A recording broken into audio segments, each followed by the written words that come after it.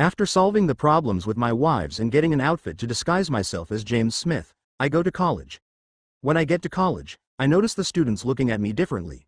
They seem to recognize me from the game that I played with Luann yesterday. I also noticed some female students staring at me as if they were looking at prey. Some male students were staring at me with explicit disdain on their faces. Seeing all this, I just ignored it all and walked towards my classroom. "Isn't he that player who jumped off across court yesterday? Did you see the video?" A man spoke. "Yes, and to think that there was a player with those skills in this school. How did he never get recognized?" Another asked. I think I overreacted.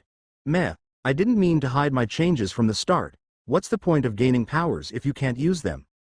I just have to avoid doing something humanly impossible, like jump to the height of a building or something.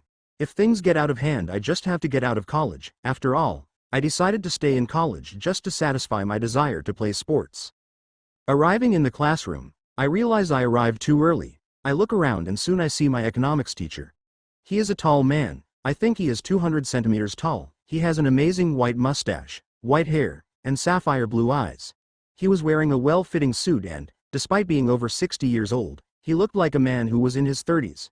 In the past, when his family and I went for a walk, I could see that under those clothes he wears there is a man with a well-trained body.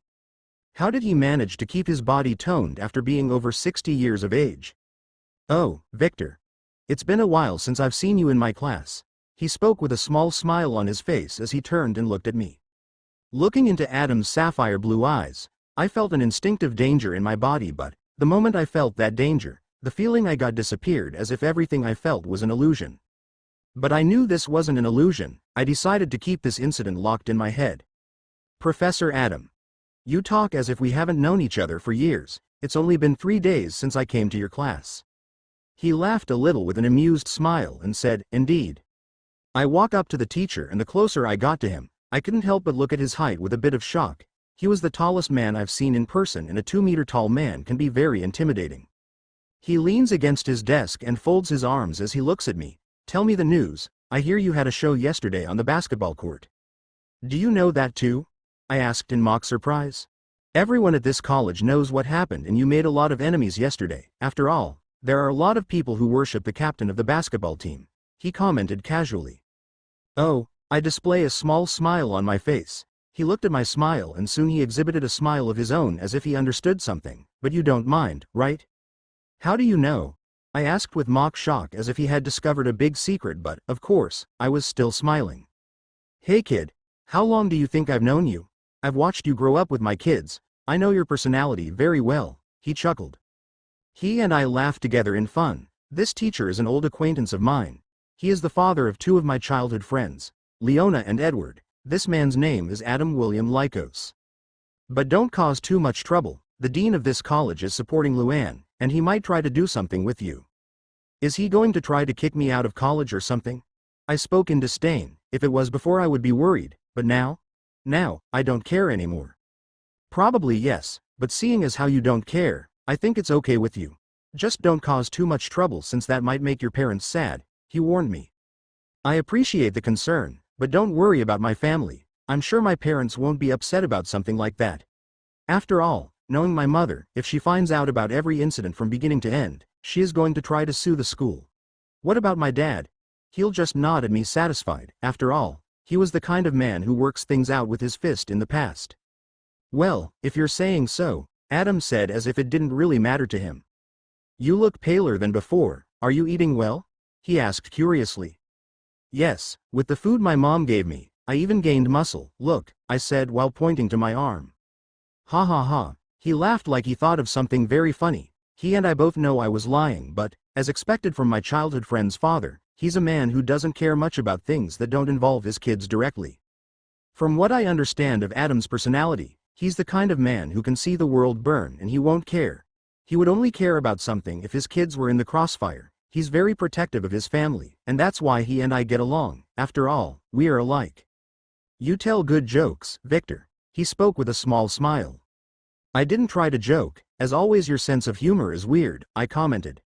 Try to live as long as I do. I'm sure you'll have a few screws loose in your head. He looks into my eyes and speaks in a deep voice like he's inducing me to do something. I even noticed that his blue eyes sparkled for a few seconds. What do you think, Victor? Why don't you loosen up a little? Huh? What are you talking about, teacher? I asked confused. He closes his eyes and sighs a little relieved, then he smiled. I was asking how long will you hide behind this mask that you created yourself? Adam, you know that all beings with intelligence in this world who live in society hide their true self, right? I spoke with a cold little smile. Indeed, after all, we weird beings have to adapt to society. He spoke in a neutral tone, then looked at his watch. Victor, class is starting. Are you going to participate, or are you going somewhere? He asked. I'm going to the swim club, I said. I need to experiment to see if I have weakness in the water. Oh, I see. As I've known you for a long time, I'm going to put that you were present in today's class, he said. Thank you, Professor Adam. He didn't need to do this, but, as it's a kind gesture, I just have to thank him. Soon I leave the classroom and walk towards the swim club. When Victor left the classroom, Adam walked towards the window and, with a simple gesture of strength, he jumps towards a tree. Then, soon after, he jumps towards a building away from the college. All his actions were very soft. It was like he hadn't made any noise at all. On top of a tall building away from the college, Adam sighed to himself in relief. Then he picks up a phone and searches the list for the contact named, My Princess. Adam coughed a little to disguise that he was relieved about something and clicked to call his daughter. The phone rings a little, and soon his daughter answers. Father, Leona spoke into the phone. Oh, my little princess, he spoke with a satisfied smile on his face. Have you discovered something? Leona asked impatiently. Adam's smile breaks a little, but he replies, yes. Unfortunately, he's not from your family. He didn't react to my pressure like a newborn wolf would, and I also didn't feel the connection indicating he was from my pack. Oh. Hearing his daughter's disappointed reaction, Adam quickly speaks, but don't worry. The wolf's transformation may be dormant, after all, just like you. He could just wake up on a night with a full moon. He tried to cheer her up. You're wrong, Dad. Leona sighed. Adam pretended not to understand. He won't become a member of my pack. The wolf's venom has been neutralized by the vampire's venom. Victor is a vampire now. Of course, Adam knew this, but he still reacted in surprise. Oh, is he a vampire? Why do you think that? Well, the changes are obvious, and he's married to the Snow Clan's heiress, and Clan Fulgur's. Oh, I didn't know that. Adam was really surprised this time, and he started to think, wolf's venom wouldn't be an easy thing to neutralize, especially my daughter's venom. But if two noble vampires bit him, it makes sense that wolf venom would be neutralized. What do we do, Father? Leona asked a little apprehensively. Huh? Adam wakes up from his thoughts and responds, we don't do anything. Why? As Victor isn't a wolf, he's not our problem anymore, he's just a leech now. Adam spoke in a definite tone. But, Leona tried to say something, but Adam cut it off and spoke seriously as his eyes glowed a little bright blue. I forbid you to get involved with him. Father, Leona yelled angrily. Leona, who do you think you're talking to? Lower your voice, Adam growled. He likes to spoil his daughter, but he wouldn't forgive the insubordination. You understand, I will. Leona stops talking, and Adam can hear that she was sobbing and crying a little. His eyes slowly began to lose their intensity, and he sighed, you fool, I don't forbid you from treating him like normal friends. What I forbid is that you get involved in leech affairs. That's not our problem. All right, Leona spoke in a tone like she was crying. I'll hang up, class is starting, Adam said, sighing again. When Adam hangs up, Leona wipes her tears away with the toilet paper and sighs. She was currently in the service area where she usually works taking care of animals. You're good at acting, Edward spoke in a neutral tone. He heard and saw everything Leona did. He even saw her start to sob and cry out of nowhere. Shut up, Leona said. Then she snorted proudly. I learned acting watching K-drama. Only our dad would fall for this horrible act, Edward sighed as he rolled his eyes. Leona pouted and looked at her brother. What do we do? Nothing. Edward spoke, then he continued.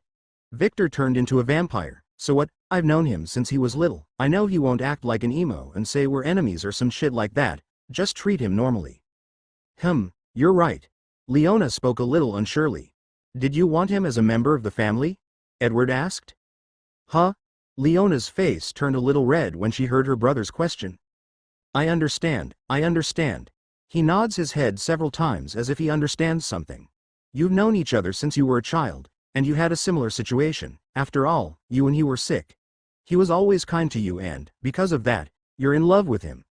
You expected him to become a wolf so you could get close to him, and develop this relationship, right? This is the basic plot of any romance anime. Slowly, Leona's face began to turn completely red with embarrassment.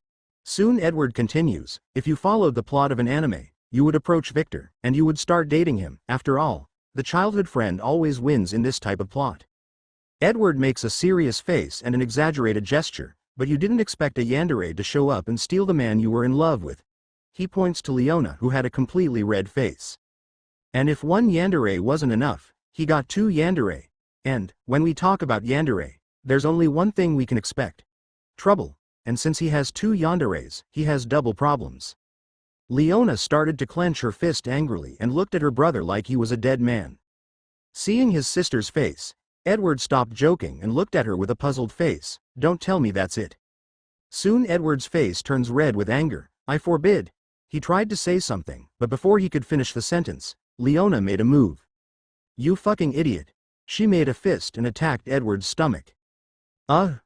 Edward didn't expect this sudden attack, so he flies towards the wall as a fist imprint appeared on his stomach. Humph! Leona huffed. You're wrong. I'm not in love with him. I treat him like a precious friend. Stop making up lies. I just didn't want him to fall into those leeches' traps. Soon she turned and left the room where she was. Cough, cough. Edward coughed a little as he came out of the wall that had the silhouette of his body and says, she's getting stronger at a very fast pace. And it's only been 3 days since she woke up as a wolf. Soon, she won't be a fragile girl anymore. She'll turn into a gorilla. Nighttime. Initially, I just wanted to check if I had a weakness to water, like some types of vampires I've seen in movie theaters, but when I found out I didn't have a running water weakness, I started swimming and felt great. I ended up getting carried away and I swam until night fell. Thankfully, there wasn't a swim club class today, so I was able to enjoy the pool by myself. I was currently in the men's locker room using a towel to dry off. As I used the towel to dry myself, I spoke out loud, the only weaknesses I have are the blessed items, and that I need to be invited into a stranger's house. I look at my reflection in the mirror and can't help but notice something. Did I get taller? As I stared at my reflection in the mirror, I could momentarily see the figure of my former self, a thin 21-year-old young adult with pale skin and sapphire blue eyes. I compare my current body with my old body from my memories and I can't help but say something. It really feels like I went through an experiment to create super soldiers.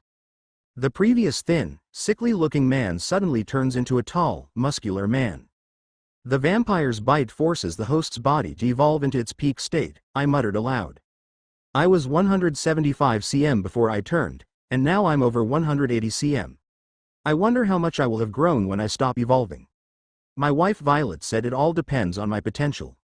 I stopped thinking about bullshit and quickly finished drying myself with the towel that was in my closet. When I'm done drying off, I look in my bag and see the outfit I asked June to prepare for me.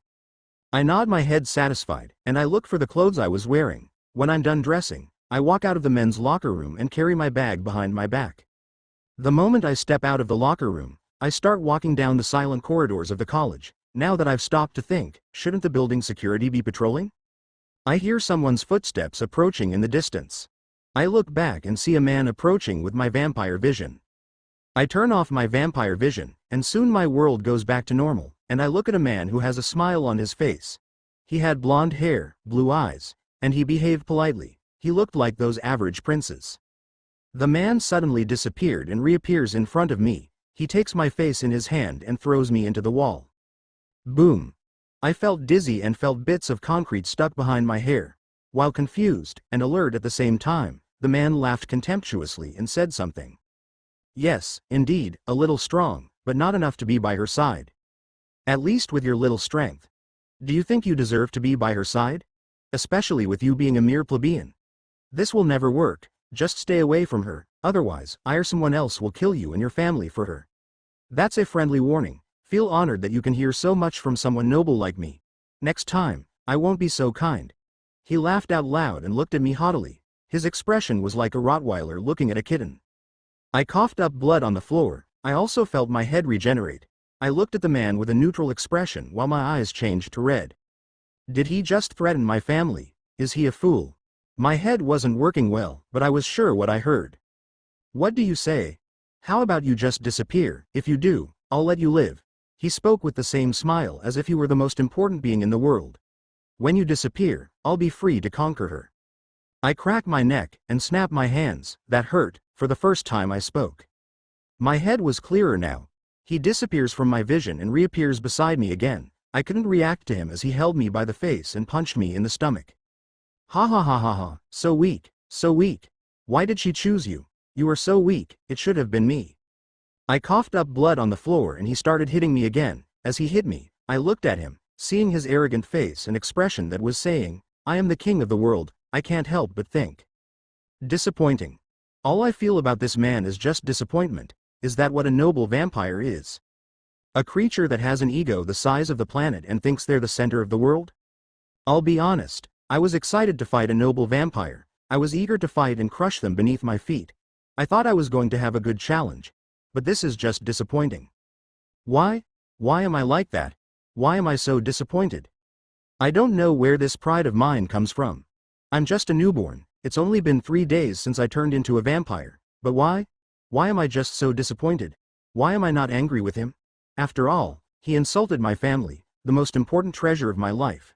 Something is wrong with me. If it was with Luann, I would have attacked him already. But why is it that, with this man, all I feel is disappointment? Why? Crack.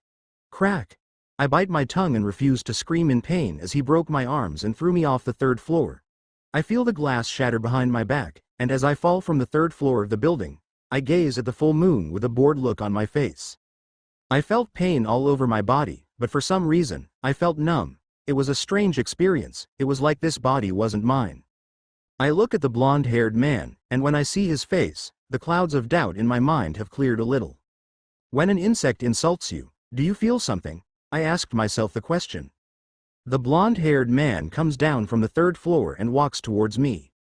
Soon my smile grows. No, you don't feel anything. In my mind, even though he is stronger than me, he didn't deserve my attention. I don't know where my pride comes from, but I've felt that way since when I turned into a vampire. Same with Luann. I thought he was a worthy opponent, but the moment he lowered his head and backed away like a dog, I lost interest. I hate him, but that's just my sadistic side and ego speaking. I wanted to see him humiliate himself one more time and, in doing so, I would feel satisfied, but I had also lost interest in him when he proved to be just an unwilling servant. I had understood something new about myself, but I still had questions on my mind. I don't understand. Why am I like this? I don't have the experience of a veteran warrior. I'm not a martial arts genius, but why am I like this? Why? Why? I questioned myself several times in my mind while looking at the full moon. I felt strange. It was like this body wasn't mine. It was like these emotions weren't mine. I felt trapped. I felt like a wild animal that was trapped and tamed. I don't understand. Maybe I'm just freaking out. Yes, since I was turned into a vampire, my emotions are very chaotic. I get angry a lot easier. I get attached a lot easier. I hate easier. I feel sadistic pleasure in defeating my enemies, and I feel happy when I step on them with my feet like insects. Yes, maybe something is wrong with my head. As I looked at the full moon, I heard the vampire's footsteps approaching me. He looks at me. Today, you're going to die, and I'm going after what belongs to me. I ignored this man's words. What was his name again? He looked strong, but what was his name? Well, I guess he's not important after all. Suddenly, I remember the words of my teacher Adam. What do you think, Victor? Why don't you loosen up a little? How long are you going to hide behind this mask that you created yourself? When I remembered those words, I felt like all the doubts I'd had the moment I faced this man were cleared up. Ha ha. I felt like laughing out loud. Ha ha ha ha ha ha ha ha ha. I laughed madly as I placed my left hand, which at some point regenerated, on my forehead and lifted my hair up. It was the first time I had laughed with all my being, and I finally understood why I was feeling weird. All this time, I was holding back. All this time, I wore this mask because it's the right thing to do. After all, everything that's weird is excluded from society. I wore a mask to hide the real me. When did I start using this mask? I asked myself confused. What are you laughing at? Shut up and die. Oh, I remember now. It was that incident when I was a kid and I got lost in the woods. Hey, Vic. Can I call you at $%? I heard a child's voice in my ears. The voice sounded like static, and I couldn't remember who it was. I suddenly feel a warm feeling coming from my stomach. It was such intense heat, and it was furiously asking me to let go. I flash a smile full of sharp teeth and let that heat run wild. Boom. A pillar of flame suddenly came out of Victor's body. Ah! Violet, who was lying in one of the underground rooms she had asked to build, moaned aloud. Sasha, Natalia, and Maria, who were in the same room watching television, just looked at Violet confused. Violet twitched her legs and lay down on the bed. Her eyes were blood red, her breathing was ragged, and she was mumbling. Darling, darling, darling. She looked like a broken record that kept saying the same word as she twitched her legs. Lady Violet. What's going on? Oh my God, Natalia said as she approached Violet, but the moment she saw the erotic face Violet was making, she was surprised. Sasha approaches Violet, looks at her friend, and when she sees the liquids that were leaking from Violet, she can't help asking, with her cheeks a little red with embarrassment, what is happening? She stuttered a little. Darling, darling, I can feel it inside me, she responded as she squirmed. Huh? Sasha didn't understand. Natalia, do you know something? Sasha asked. Natalia just shook her head no and continued looking at Violet with the same neutral expression, but Maria, who was close to Natalia, could see that the maid had a small smile on her face. Where is Kagaya? Sasha asked as she looked around. She is in the shadow of Lord Victor, Natalia replied, and continued, she is protecting him. When Sasha was about to say something, she is suddenly surprised when Violet gets up from the bed. I need to see my darling, she spoke with a slightly red face. First, you should change your clothes, Sasha spoke in a tone that didn't allow refusal. Violet looks down and sees the mess that was her dress. She nods her head and then disappears towards the bathroom. I'll go ahead, something must have happened to my husband. Sasha spoke with her cheeks showing a little embarrassment. She wasn't used to saying the word husband.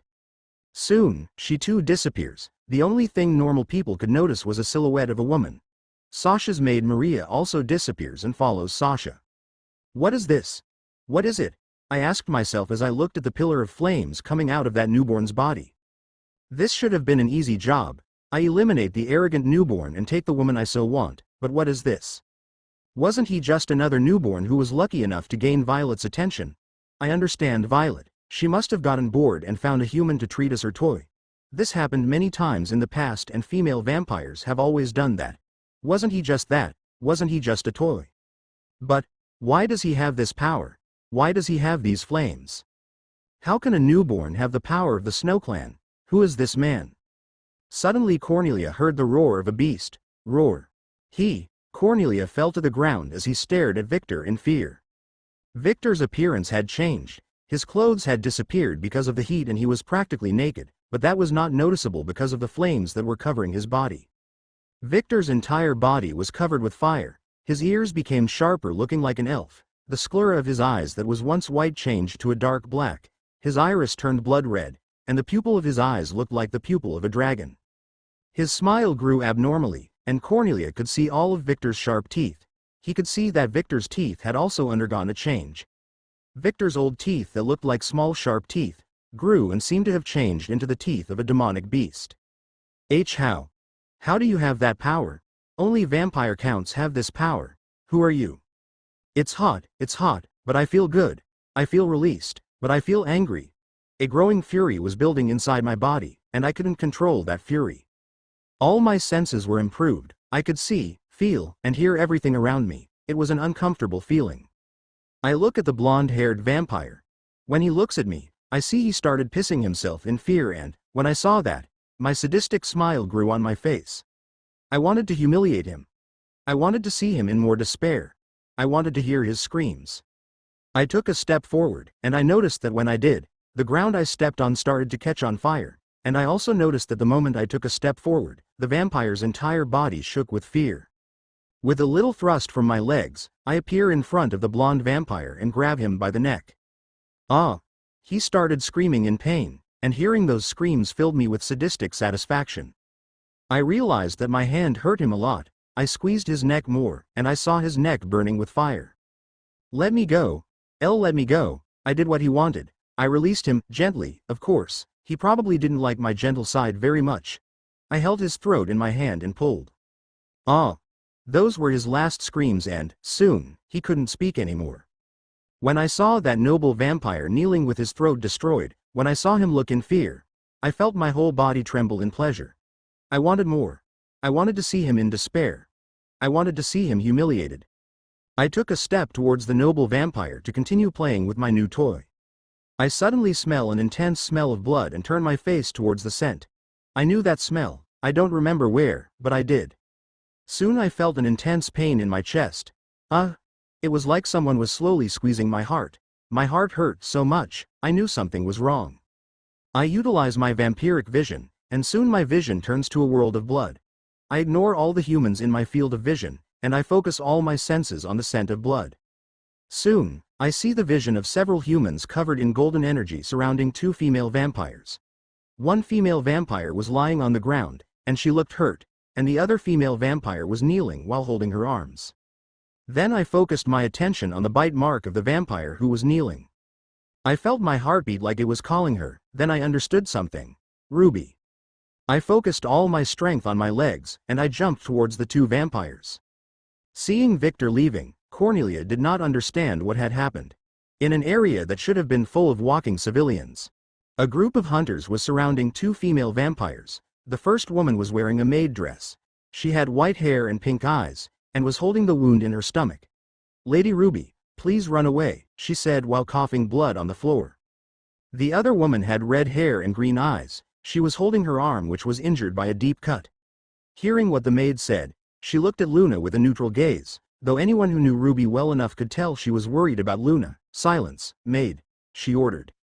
Luna flashed a gentle little smile and was silent, but inside, she was trying to plan something so Ruby could run away, but, as usual, she couldn't think of anything. She coughs up blood on the floor and looks at the woman who attacked her. She was wearing a professional white jacket and looked like a Japanese woman, white skin, black onyx eyes. She also looked tall for a Japanese woman, standing at 175 centimeters tall. Then she heard the Japanese woman say, "Ruby Scarlet, heiress of Clan Scarlet, you are very brave to walk around without a guard." "I don't need bodyguards," Ruby spoke dryly, and then she continued. "All beings in our world know the consequences of provoking my mother's wrath." She touches her wound with her fingers, then brings them to her front. When she sees the blood on her finger, she thinks, "How many years has it been since I was injured? I remember the last time it happened was when I was 3 years old. I remember that a country disappeared from the face of Earth that day." When the older hunters heard Ruby's words, they shivered a little in fear, but when they looked at the Japanese woman, they were more relieved because they saw that the woman wasn't afraid. Indeed, the woman spoke in agreement with Ruby's words. "All beings in our world know the legends of Lady Scathach Scarlet." She noticed that her subordinates trembled in fear when they heard the woman's name and shook her head, inwardly disappointed, then continued. "The strongest female vampire in the world. A vampire over 2,000 years old, she has been walking the earth since Jesus was born into this world. Crazy, psychopath, and is considered by the church to be a monster we should never provoke. Because, the moment she is provoked, an incident like what happened 18 years ago can happen. An incident that reminded the world how vampires can be terrifying creatures. The moment that incident is mentioned, all the hunters look at Ruby as if they've made the worst decision of their lives. The only one who doesn't feel that way is Carlos, the hunter who attacked and killed Sasha's maid. He looked at Ruby with anger visible in his eyes. "Because of you, an entire country has disappeared from the face of Earth." Ruby looked at the man with neutral eyes. "So what?" "Huh." The man could not believe what he heard. "Don't throw your hypocrisies at me. How many people has the church killed in the name of its God?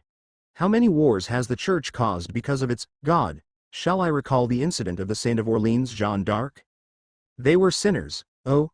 So it's okay to murder thousands of people just because you said they were sinners, as expected. The hypocrisy of the church has no limits." Ruby snorted in disdain. "Don't act like you care. You're just a monster that sucks blood and kills for fun," Carlos yelled angrily. Carlos' companions just looked at him shocked. They were puzzled by Carlos' attitude. Normally he wasn't a man who got irritated easily. The Japanese woman looked at Carlos. His mate's kidnapping affected him so much, huh? Ruby chuckled softly in amusement. "What are you laughing at?" Ruby didn't respond. She just looked at Carlos, and everyone could see that her eyes had changed to blood red. "I've never killed a human soul in my life. I've always drunk blood donated by humans to hospitals. I used my mother's money to buy them for me. Carlos opened his mouth in shock. He looked at the Japanese woman. When he saw the Japanese woman gently waving, he was totally disbelieving what he was doing. Did I attack someone innocent? Wrong. She is not innocent. She is a vampire. A vampire is not innocent. Ruby's smile grew unnaturally as her sharp teeth began to show. The hard truth to swallow is, you hunters just hunt me because I'm a vampire. I'm a different species. For us vampires, all humans are just cattle, and for humans, vampires are their natural predators. That's just it. That's the law of nature. We need blood, and because of that, some of my species actively hunt humans. And, to defend against this natural predator, you were created. This whole situation was created by decisions made in the past, and this is just the natural course of things. Although we have created the ritual to control our bloodlust, for the church it doesn't matter, they just seek to eliminate us. She snorted in disdain. God, motivations, explanations, and even why you attack me today are just excuses for this unchanging truth. We are the predators, and you are the prey, but unfortunately, over time, the situation has evened out, and it has become the contest of two predators. One that will only end when the vampires, or the humans, disappear from the face of the earth. And I can guarantee you, we will be the winners. Ruby finished speaking with a big smile on her face that showed all her sharp teeth. All the hunters looked at Ruby in shock. When the Japanese woman saw this, she said, as expected, you also inherited your mother's madness. I don't think we should let you live. Crazy. Me? Peef. Ha ha ha ha ha ha. Ruby laughed lightly. The Japanese woman just raised an eyebrow in doubt. Ruby stopped laughing and spoke with a big smile on her face. Mizuki. I'm the sanest vampire you'll ever meet.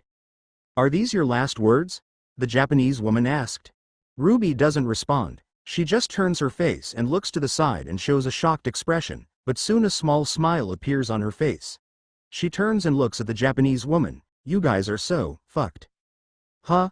The woman didn't understand, but when she felt something approaching at high speed, and when she heard the noise of buildings being destroyed, her instincts screamed. Step back now, she ordered. And as experienced hunters, they quickly listened to the woman's orders. They didn't even dare to question. Soon a being covered in fire falls from the sky in front of Ruby. When Mizuki saw the monster's appearance in front of her, all her instincts screamed danger. She was on full alert. Seeing the monster's appearance, she remembered the information she'd received from the church's pope. Remember, Mizuki. Romanian vampires are on a completely different level than what you destroyed in Japan, especially the Count-class vampires. These vampires are like humanoid weapons of mass destruction, and, if that wasn't enough, they have a kind of transformation that taps into the true nature of these vampires' powers. If you meet a vampire like this on your quest, you must step back immediately. After all, you have not yet received the baptisms to become my general. Back? I'm sorry, but I won't carry out this order, Mizuki thought with a small disdainful smile. On guard. Use level 3 enchantments. Gentlemen, a Count-class vampire is in front of you. Prepare to die if necessary, she yelled as she pulled a fan from her pocket. Yes, ma'am. She opens her fan and speaks in a neutral voice. Susano, Japanese god of the sea and storms, bless my allies with the protection of the seas. Suddenly water began to appear at the feet of Mizuki's allies, and slowly this water began to wrap the hunters in a protective layer. And, soon, this water turned into the armor of the ancient Japanese soldiers who fought in the Sengoku period. God, bless my fists so I can get my revenge. Carlos spoke while being covered by Mizuki's armor. His fists started to be covered by golden energy. Soon all the hunters began to cast spells similar to what Carlos did. The creature looks at Mizuki with a smile on his face that showed all his sharp teeth. The hunters felt their bodies shiver when they saw the creature's smile, but, before the hunters could do anything, the creature lost interest in them and turns towards Ruby. Violet. Ruby spoke confused, but when she looked at the creature's face, she spoke in shock. Darling. What happened to you? And how did you get this power? Ruby tried to get up but she couldn't. She looked at her wound with an annoyed look. This is taking too long to heal. What is happening? I should have resistance to the energy used by the church. Ruby looks at Victor's face with a stoic expression. She had several thoughts running through her head right now. Why is he here? Why does he have access to this form? I'm glad he's here, but I'm worried about him. He's not strong enough to fight a slayer like Mizuki. We must get away. But I'm glad he's here. I don't want him to die. When Victor put his eyes on Ruby's wound, He felt his heart clenching in pain. He wanted to roar in rage, he was almost losing control of his own body. But, as a last show of stubbornness, he managed to stay in a state where he understood everything as if it were a dream. He was awake and at the same time he was sleeping, but there was only one thing he was sure of, only one thing he wanted to do now. I will kill them. Suddenly all of the hunters felt as if the world had lost all color for a few seconds. Everyone could feel the killing intent so strongly that they forgot to breathe for a few seconds. Victor turns and looks at the hunters. When the hunters looked at Victor, they felt their bodies suddenly grow heavy. Fear, the purest feeling of human beings, that's what they were feeling now. They couldn't breathe, they couldn't move, it was like their bodies didn't want to obey and they just froze. What is it? A slightly younger hunter asked while shivering. Despite having been hunting vampires for a few years, he's never come across a vampire like this. CC, calm down. A hunter spoke while stammering a lot. Victor's eyes started to look around. He seemed to be going crazy every moment. He looked at all the hunters as he opened and closed his fists several times. Mizuki looks at him neutrally and thinks, he is weaker than I imagined, so she puts the fan in front of her and spoke in a low voice.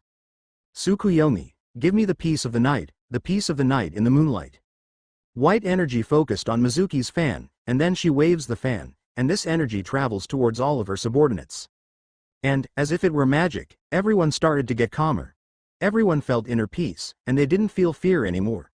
But, the enchantment didn't last long because Victor suddenly made a move and appeared in front of a hunter. He opens his mouth full of sharp teeth and bites the hunter's neck. Ah, save me! Save me! The hunter couldn't scream anymore because soon he had turned into a dry mummy. It was like he lost all the blood in his body. Victor stops biting the hunter, and when he lets go of his head, the hunter's entire body disappears into ash. Even the hunter's blood that splashed on him disappeared without a trace. This demonstration made the hunters fearful. The only ones not affected were the more experienced hunters, all thanks to Mizuki's enchantment, and because they had seen something similar in the past. He destroyed my armor so easily. Mizuki couldn't help but comment in disbelief. Was I wrong in my judgment? She thought, confused. Then she ordered. This monster's body is very hot. If you don't have high-level protection techniques, don't come close, or you will turn to ashes. Carlos. Yes, ma'am. Carlos runs towards Victor and punches him in the face. Victor looks at the fist in his face, and soon he smiles like he's not impressed. Monster, don't laugh at me. Carlos attacks him again, but it wasn't working. He couldn't hurt Victor's body. Victor grabs Carlos' bald head. Carlos feels his flesh burn as Victor holds his head. Victor runs towards another hunter and holds them by the head. The friend who was next to this hunter tried to cut off Victor's hands, but the golden sword only scratched Victor's skin. Victor looks at the two heads he was holding as if they were watermelons. He flashes a big, distorted smile. Carlos, realizing what Victor intends to do, quickly uses a defensive spell. Victor hits the heads of the two men together. Crack. Sounds of broken bones were heard by all the hunters nearby. Carlos managed to survive the attack, but the hunter who was his subordinate had his brain blown out. Victor grabs Carlos by the neck and throws him at the other hunters with all his strength. Catch me! Carlos screamed when he realized he couldn't organize his center of gravity. He started to speak an incantation, and soon his body was glowing golden. Carlos' subordinates nod their heads and catch Carlos's body. Before Carlos can do anything, he sees a giant ball of fire flying towards them. The fuck? Boom! Ah! Seeing those fireworks, and hearing the screams of the hunters, Victor's sadistic smile grew in satisfaction. We must flee, a hunter spoke in fear. He swallowed his saliva and yelled, we cannot fight this monster. Are you going to run away from these demons? We must kill them, a more fanatical hunter spoke. Fuck it, I'm not going to die over bullshit like that. When this hunter was about to flee, he hears Mizuki's voice. Is that the attitude of a hunter? If you're not prepared to die, you shouldn't be in this job. She spoke in obvious contempt. She hated that hunter's cowardly attitude. She ignores the useless men. This monster is strange. He's strong, but he has the feeling of inexperience. He's just using his power directly. Let's try something. Bishamontan, give it to me, a weapon to destroy my enemies. She spoke in a neutral tone, and her fan began glowing red. Then, suddenly, her fan turns into a 2-meter-long odachi. Mizuki lifts the odachi with her right hand as if it were not heavy and puts it on her shoulder, and displays a predatory smile. Everyone could feel that the air around Mizuki changed. If before she looked like an elegant woman, now she looked like a wild beast. Mizuki takes a talisman from her pocket with her left hand, closes her eyes, and holds the talisman in front of her. Abe no Seimei, lend me your wisdom to defeat this Oni. The talisman disappeared in blue light, and soon that same light began to cover Mizuki's body. When she opened her eyes, a magic circle was carved in them. Mizuki crouches a little, and slowly the sword blade starts to be covered in blue energy. She bends her knees and with a thrust, and flies towards Victor like a missile. When she got close to Victor, she brandished the odachi diagonally. Realizing the threat, Victor suddenly disappears in front of Mizuki and appears beside her, then he attacks her trying to rip her head off. It's useless, she said smiling while blue energy glowed in her body. Victor didn't understand what happened, but he suddenly screamed from a pain he'd never felt in his life. Ah! He screamed like he was a beast being wounded. Victor! Ruby cried out in concern when she saw the cut on his chest. Victor holds his bleeding chest. Slowly, the fire that was covering his body began to weaken considerably. Realizing this was an opportunity, Mizuki flashed a maniacal smile and brandished odachi again. This time she wanted his head. But before her sword ripped off Victor's head, a huge wall of ice appeared in front of her. Mizuki's odachi cut through the ice wall easily, but soon she realized the monster was no longer in front of her. She also heard a woman's neutral voice. She turns her face and sees a woman wearing a maid outfit. She looked into the woman's blood-red eyes and realized she was a vampire. Sorry, but I can't let you kill my master, I haven't had enough headpats yet. Seeing the darkness covering the maid's feet, Mizuki spoke, the Kuriyami clan. Oh, it's been a while since I heard that name. Kagaya flashed a small smile. Mizuki looks around and sees that the monster was being hugged by Ruby. The monster had a much weaker fire than before, and she also saw that Ruby was using her ice ability to close the wound she caused the monster. When I destroyed the noble vampires of Japan, I looked in their records that talked about a clan of vampires who could control the shadows. They were the best assassins in Japan. A clan of vampire ninja controlled by a noble vampire who had friendly relations with Toyotomi Hideyoshi. She looked around a little further and noticed that Ruby's maid had disappeared. Where is she? They kept records about us. What a surprise, I thought they had forgotten us. Kagaya spoke in an emotionless tone. Mizuki was looking at the monster with dangerous eyes and with a big smile on her face. With the previous confrontation, she can understand that the monster was inexperienced in fighting. He had great power, that's a fact, but he didn't know how to control it. Power, and not knowing how to control it, in a fight against a hunter is deadly. I need to eliminate him, a monster like him can't stay alive. I shouldn't miss this opportunity, she thought with determination. Cough. Victor coughed up black blood on the floor, and soon the fire that covered his body began to slowly die, and eventually, his transformation was undone. He was back to normal. The poison is taking effect, good. But, this is only temporary, this poison is not strong enough to kill the noble vampires. I need to eliminate it, Mizuki thought. Darling. Are you okay? Darling. Ruby tried to talk to him, but Victor's eyes were unfocused as if he were lifeless. Seeing the black blood on the floor, Kagaya looked at Mizuki. What did you do? That is not something you need to know. Mizuki spoke as she positioned herself. She placed the odachi on her shoulder again, and flexed her knee. She then pulled a talisman from her pocket. The talisman began to glow, and soon she spoke as she threw the talisman at Kagaya. Ken, Zo, Fa, odor. A wave of flame erupted from the talisman and flew towards Kagaya. Kagaya looked at the fire neutrally approaching. Onmyojutsu, this is something rare these days. Kaguya's body began to be covered by darkness, and soon two daggers appeared in her hands. She cuts the fire horizontally, and when the fire died out, she saw Mizuki running at high speed towards her. Kaguya's darkness began to grow. Slowly, the darkness began to leak towards the ground, and soon all the ground around her was covered with blackness. It was as if Kagaya had created a territory just for her. When Mizuki enters Kaguya's territory, suddenly thousands of black hands start coming out of the ground and heading towards Mizuki. Tisk. Annoying.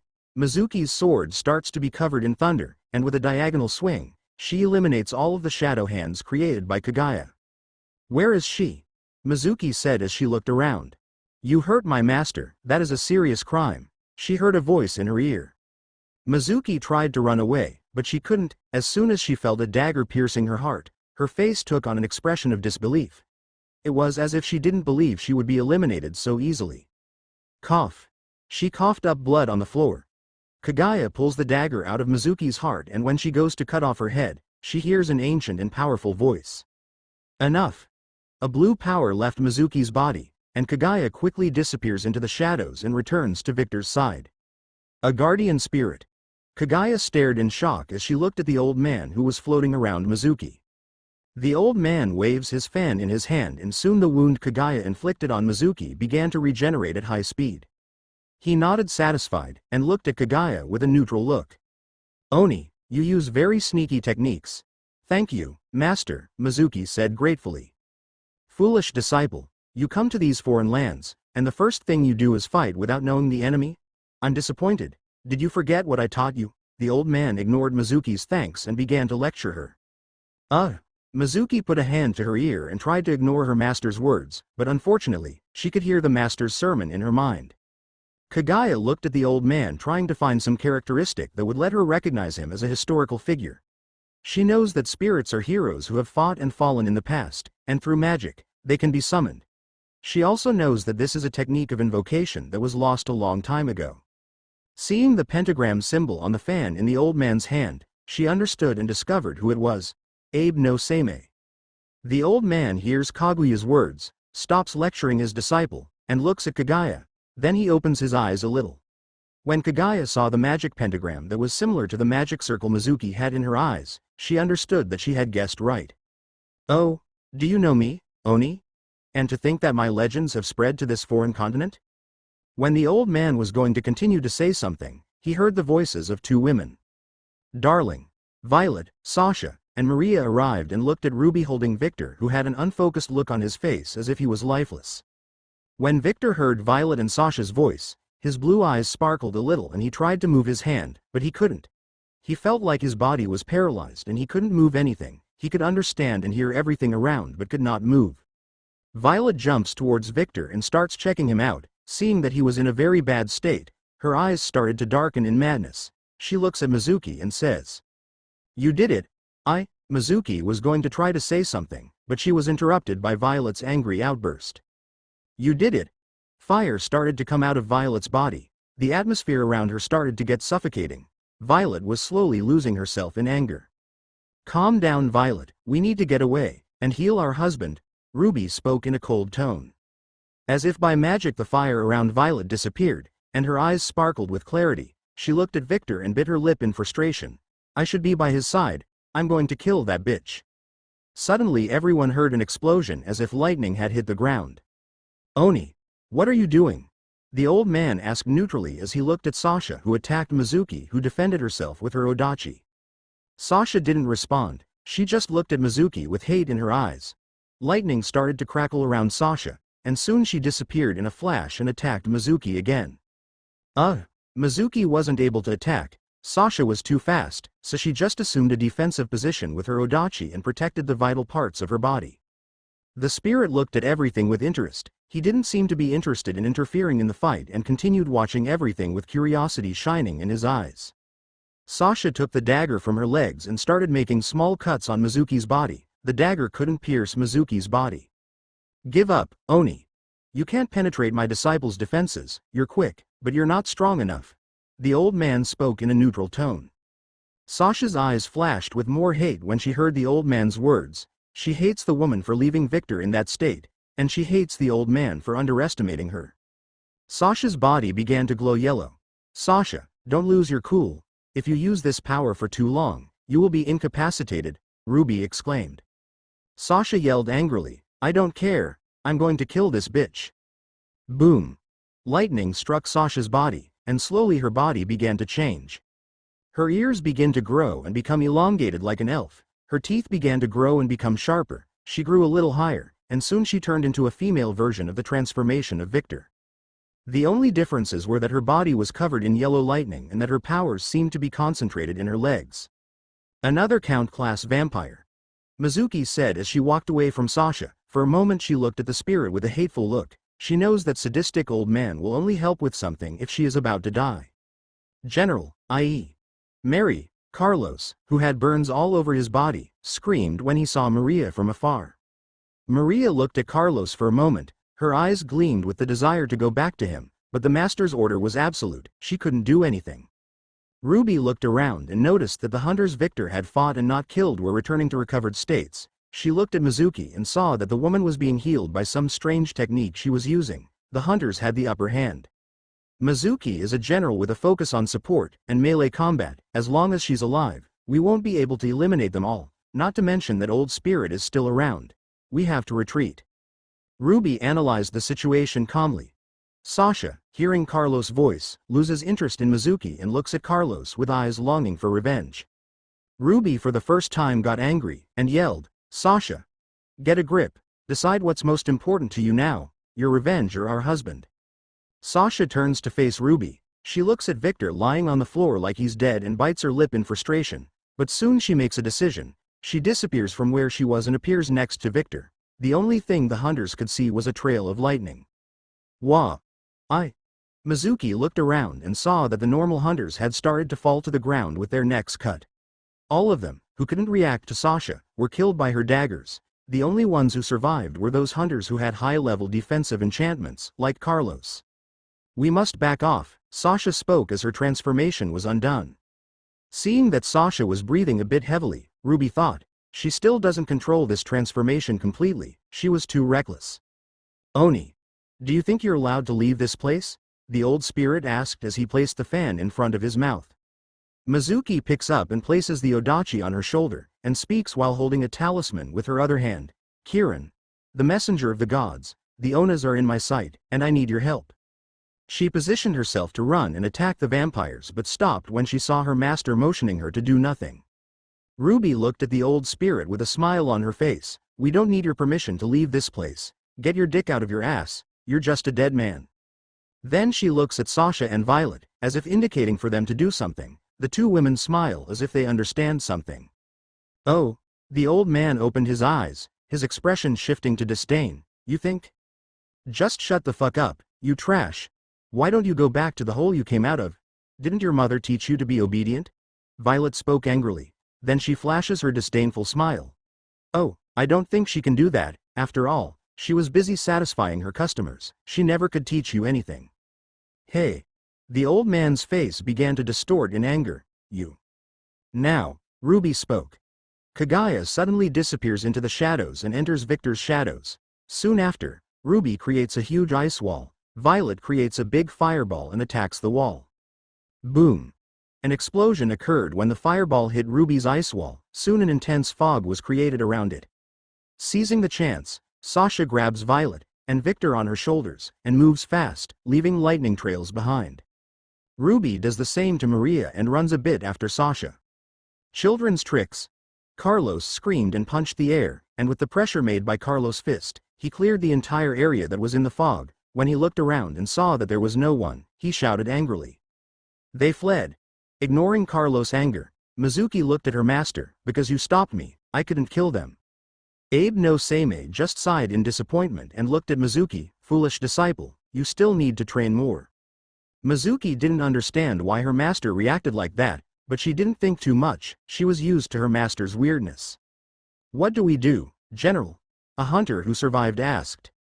Mizuki looks around and when she sees the mess they've created, she says, "We must retreat.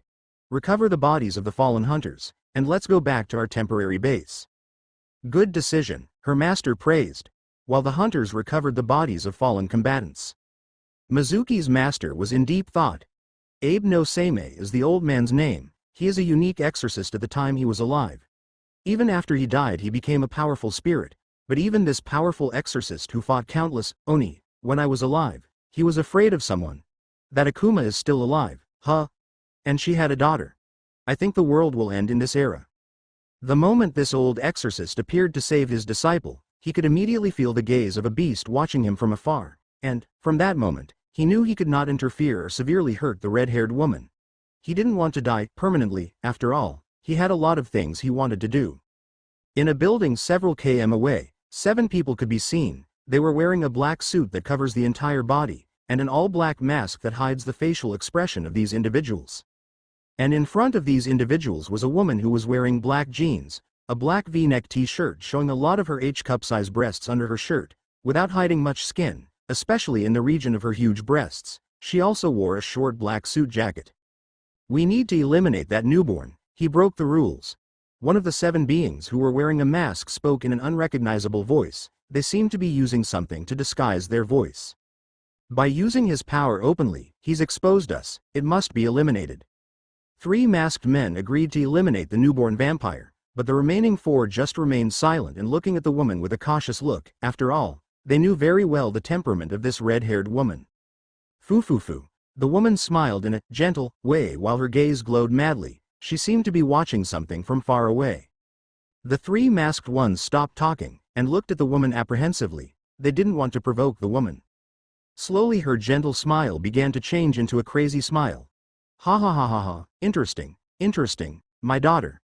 My beloved daughter, whom I carefully raised as a child, found a husband.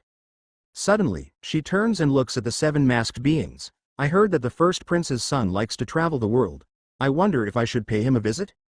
The 6 masked beings started to sweat with fear under the mask. They didn't know how to interpret the words of this crazy woman. Is she asking a question? Or is she threatening the life of the first prince's son? They didn't know. That's why they don't like dealing with this woman. The 7th masked man, who was calmer, said hurriedly, "We understand each other. We don't know anything, and we're not going to do anything." But I asked a question." The woman spoke with a confused face, but her crazy smile never left her face. The masked man's body trembled in fear. We know. Lady Scathach is always right. Don't worry, no one will know about what happened. We will leave all responsibility for this situation to Lady Scathach." "Are you going to leave the responsibility to me?" The woman's eyes began to glow dangerously. The masked man screamed like a little girl and said, "I mean, we were never here, so this incident never existed." The woman's eyes stopped shining, and soon she smiled in a gentle way. "Thanks for the hard work. You guys can go now." "Yes, ma'am." The masked man who shouted quickly responded as if he were a soldier who responded to the superior, and soon the masked man disappears. The remaining 6 masked men just looked at the whole situation without words. They didn't understand anything. "What are you waiting for? Shoo, she spoke as if she was talking to a dog.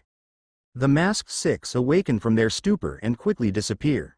Seeing that the masked ones disappeared, she spoke with a gentle smile. I think I will visit my daughter." But soon her expression changed to a serious face. "But first I must sort some things out." February 5th. 2 days after Victor, Violet, Sasha, and Ruby clashed with the hunters. Night. Current location: the Vatican, headquarters of the Inquisition organization. In the skies over Vatican City, a red plane was flying at an altitude of over 30,000 feet. "Lady Scathach, we've arrived," the pilot of the plane informed the woman who was lying lazily with a photo album on her face. The woman opens her eyes, takes the photo album from her face, and puts it on the table beside her.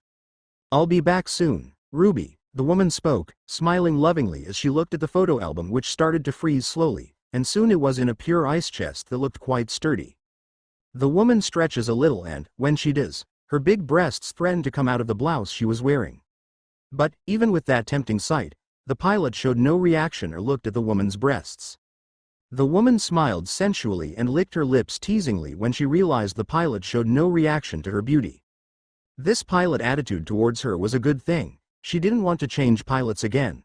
The 101 previous pilots made the mistake of looking at her with lust, and today they're buried 6 feet underground.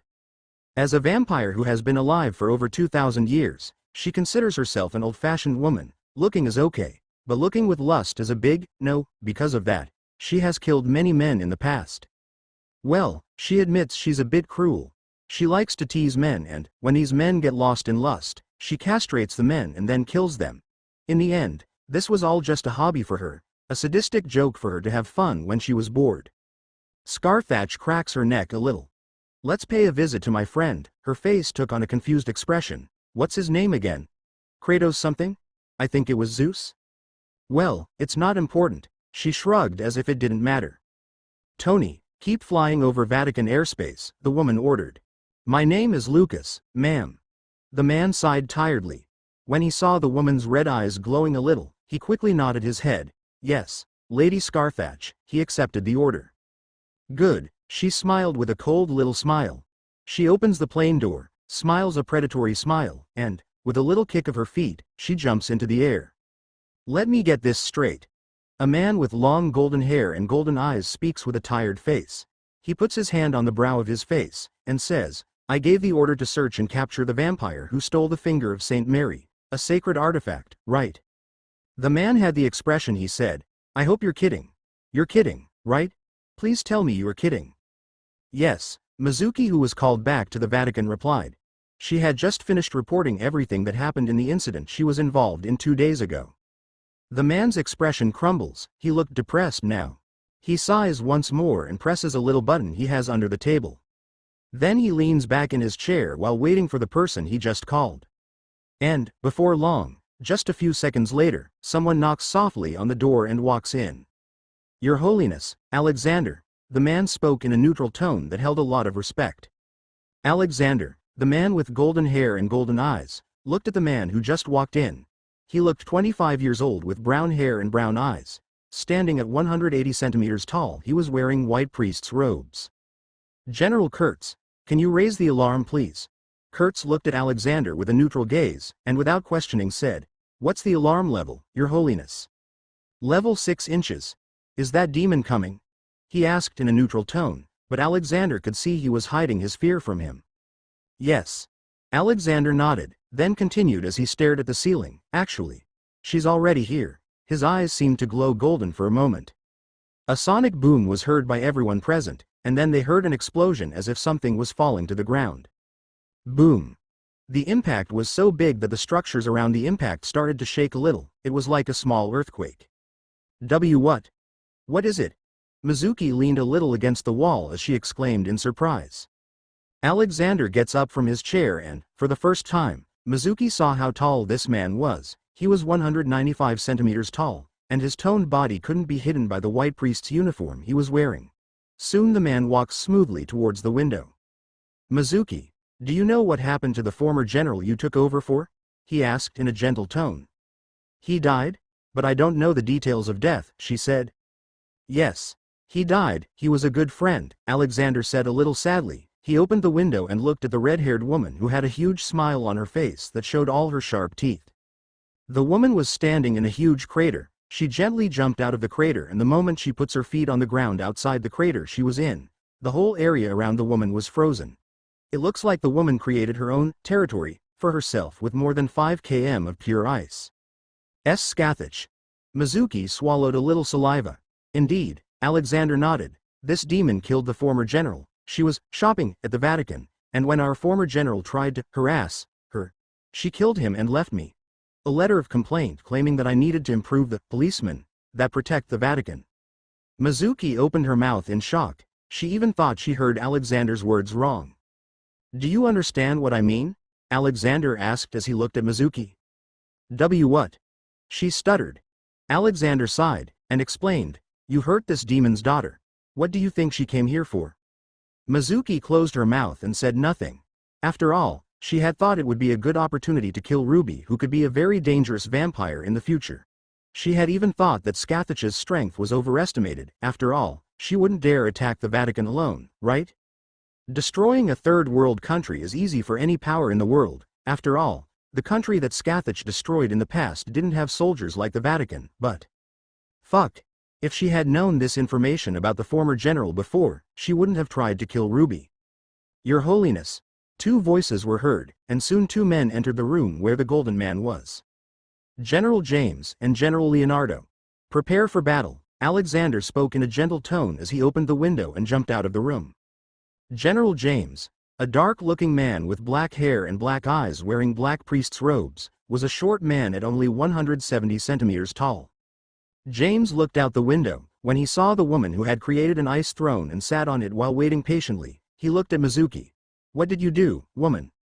Apparently I provoked a monster. Mizuki spoke in a sarcastic tone as she walked towards the window. Great. Just great, James said in a sarcastic tone. Then he jumped out the window and followed Alexander. Don't interfere in the battle, young one, Kurtz said neutrally. Yes, I know. Mizuki didn't mind the way Kurtz spoke. After all, She knew these men were older than they looked. Mizuki looked at the last man in the room. He had red hair and bright blue eyes, and like the three generals and the Pope himself, he looked like a 25-year-old adult. Ha ha ha, she's as beautiful as ever. Too bad she's a demon. Leonardo spoke with an arrogant smile, then he followed the two generals. Hello, Kratos, it's been a while since we've seen each other. I think the last time was 2 months ago. Scathach asked the golden-haired man.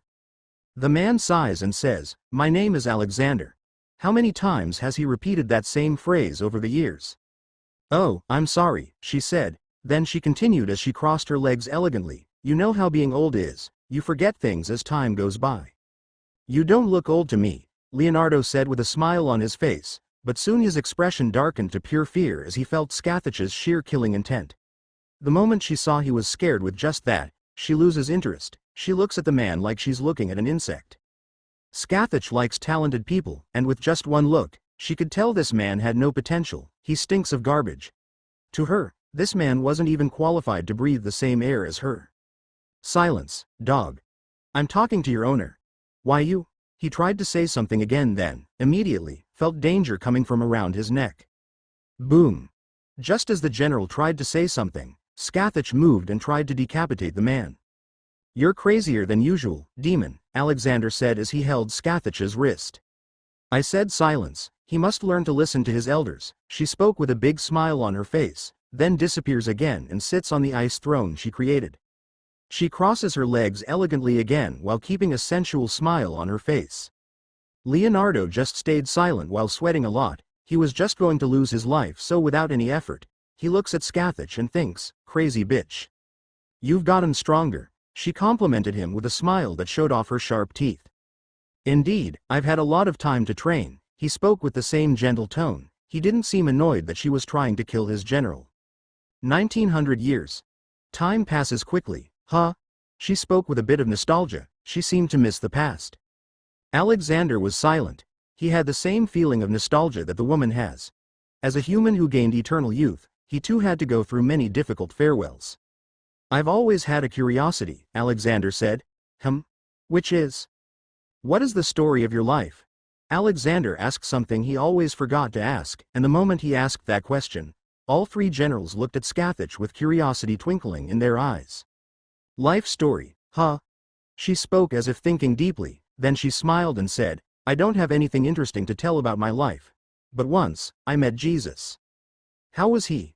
After the initial shock, Alexander asked, showing more interest than usual. The three generals will open their eyes in shock. He was a silly and boring man, she spoke with a smile on her face. The three generals clenched their fists in anger, but Alexander's expression remained the same. Soon Scathach continues.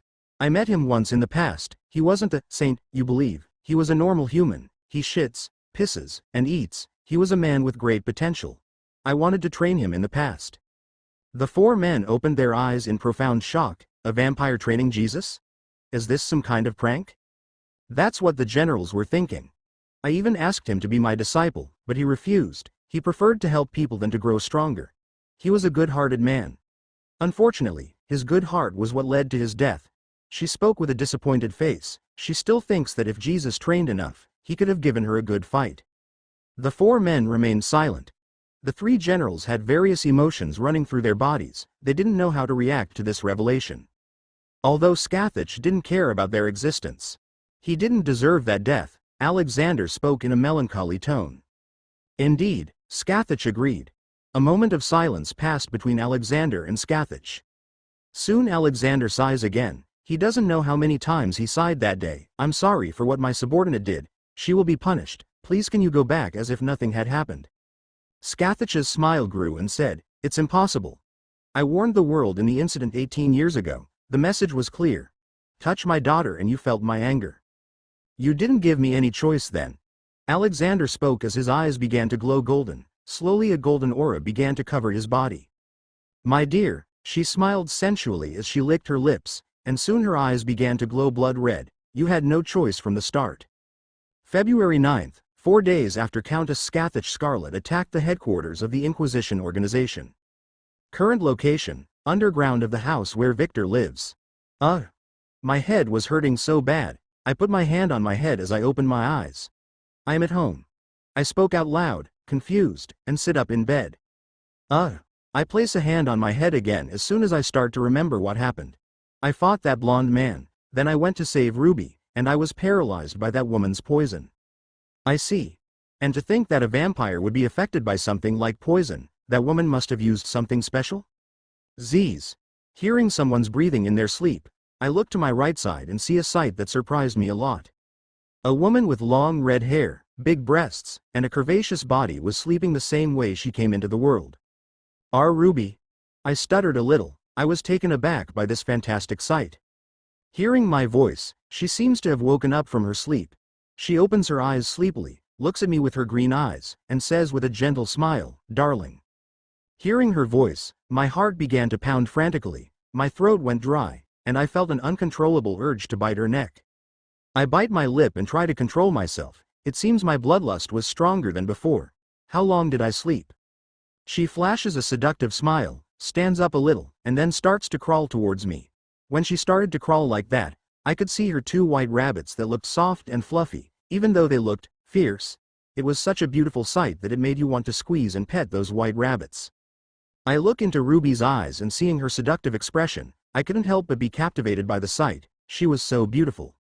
She looked like a succubus that was trying to seduce me. Slowly she climbs onto my lap, sits on my crotch and wraps her arms gently around my chest, and lays her head on my chest. When she did that, I could feel her two melons on my chest. She had the biggest ones I've seen so far. I could feel her steady breathing on my chest. As soon as she pulls back a little and looks at me, I could see her eyes were blood red. I bring my hand up to her face. She is surprised for a moment, but she accepts my advances, puts her face in my hand, and I soon start stroking her face. She looks at me with desire shining in her eyes.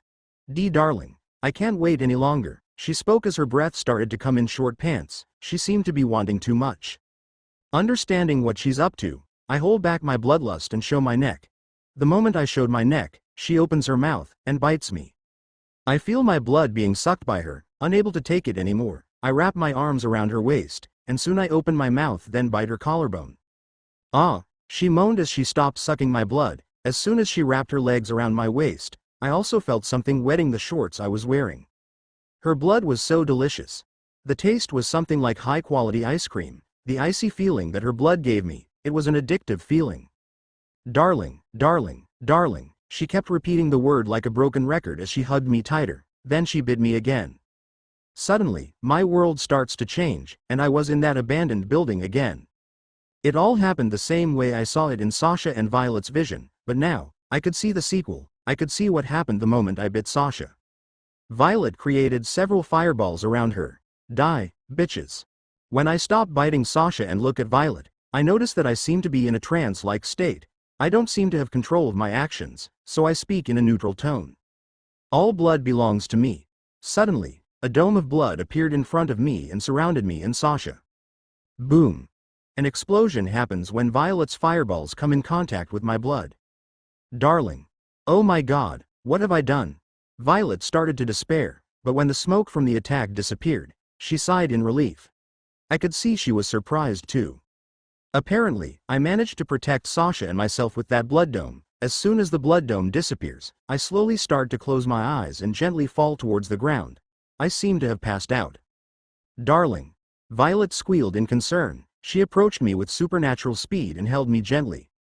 I'm sorry, darling, she looked like she was about to cry. Calm down, Violet, Ruby said as she held her neck with a neutral expression, but I could see her face was a little troubled. It was like she didn't believe what just happened.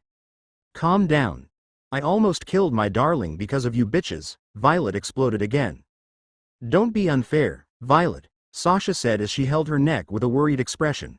Remember that you were the one who called us for help. Indeed, Ruby added, then she speaks in a cold voice, calm down, and tell us what happened. Why are we marked as his wife? Violet's face takes on a guilty expression when she hears what Sasha says, but when she hears what Ruby says, she gets angry again. She takes a deep breath and seems to try to hold back her anger, so she sits down on the floor and puts my head in her lap. I think Darling's blood altered the ritual. Violet begins to explain. Darling, you have a rare blood type. Rh null blood. she said while stroking my hair. It seems that by doing that, she managed to calm down more. The golden blood, Ruby exclaimed in shock, but soon her expression changed to a stoic one. How is he still alive? This blood is considered a delicacy for vampires. Victor should look like a slice of very tasty meat with this blood type, but why don't I feel anything coming from him? She spoke as she put her hand to her lips. This blood type paints a gigantic target on the owner. People with this blood type rarely go beyond 15 years of age. After all, a vampire can smell this scent from kilometers away. After Sasha's initial shock because of Victor, she added. Violet has stopped stroking my hair and looks at the two women with lifeless eyes. I protected him. For 16 whole years of my life, I protected him from threats. I hired witches to hide his scent. I killed the vampires that went after him. I made this place my territory solely to protect him. When Sasha and Ruby looked into Violet's eyes, they felt shivers all over their bodies. Ruby looked at Sasha, who looked back at her, then they both nodded. They seemed to be talking in code. Violet looks back at me and continues, I protected him for 16 years. I protected him until the day he would become mine. My beloved darling, she spoke with loving eyes as she caressed me, but soon her expression distorts into hate. But, just me taking my attention away from him for a few seconds, slowly her voice began to get heavier and soon killing intent so great that it made the air heavier began to leave her body. It was just a few seconds. And that was enough for a mangy dog? To try to mark him? How dare they, my darling, do they dare try to steal my darling? Unforgivable. Boom. Fire started to shoot out of Violet's body in an uncontrolled way. The ground around Violet started to melt, but this fire didn't seem to be hurting me. Soon Violet's gaze turns to Ruby and Sasha. Do you guys want to steal my darling from me too? Sasha, now! Ruby yelled. Sasha's body starts to crackle with her lightning. Soon she disappears in a yellow trail and picks up Ruby like a sack of potatoes, and runs away from Violet. Boom! An explosion of fire happened. Violet tried to attack Sasha and Ruby again, but the two women had already fled. Suddenly my vision changed. I was in a place far from the building where I was transformed. I look around and realize I was in a park. She's crazier than usual. Sasha commented in a neutral tone as she stared at a building that was on fire. Looking at the burning building, I wonder how my beloved wife managed to hide this incident from everyone. Ruby sighs, she's pissed at the whole situation. We should stay away for a few days. Violet should calm down now that she's with Victor, Sasha spoke. I'm worried about something, Ruby commented, then she added as she looked at Sasha. Do you think Victor will accept Violet? You know her personality. The two women fall into an uncomfortable silence. If Victor doesn't accept Violet, I think this time, she's really going to freak out, Sasha spoke with a worried face. Yes. Ruby sighed. Anyway, I'm going back home. Luna must be worried, Ruby said. Sasha nods, and says, see you later, Ruby. Suddenly the world shatters like a crack in a glass. I open my eyes, and I realize as I come out of that memory, I feel a weight on my right arm. I look to my right side and see Ruby, who was lying down while leaning on my arm. I seem to have fallen asleep for a few minutes again. Feeling my gaze, she opens her eyes, and looks at me with a seductive smile. Welcome back, darling. I look at Ruby, and I feel like I've known her for several years. Just like Violet and Sasha, I could understand her completely. I knew what kind of person Ruby was. A gentle woman on the inside, but one who always has a cold mask on the outside. And, at the same time, she was very aggressive when she wanted something. Though she is easily embarrassed when confronted directly with pure feelings. A simple woman who had to live hiding her feelings. Sometimes she just wanted to let go, but she couldn't.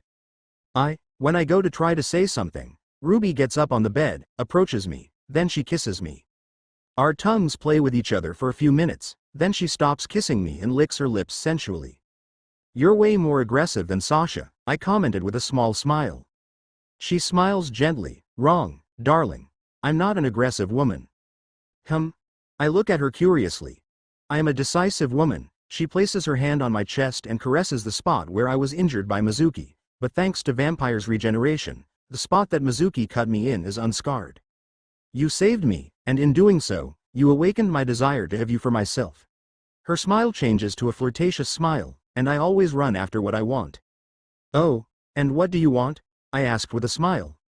She brings her face closer to mine, and speaks with a possessive face.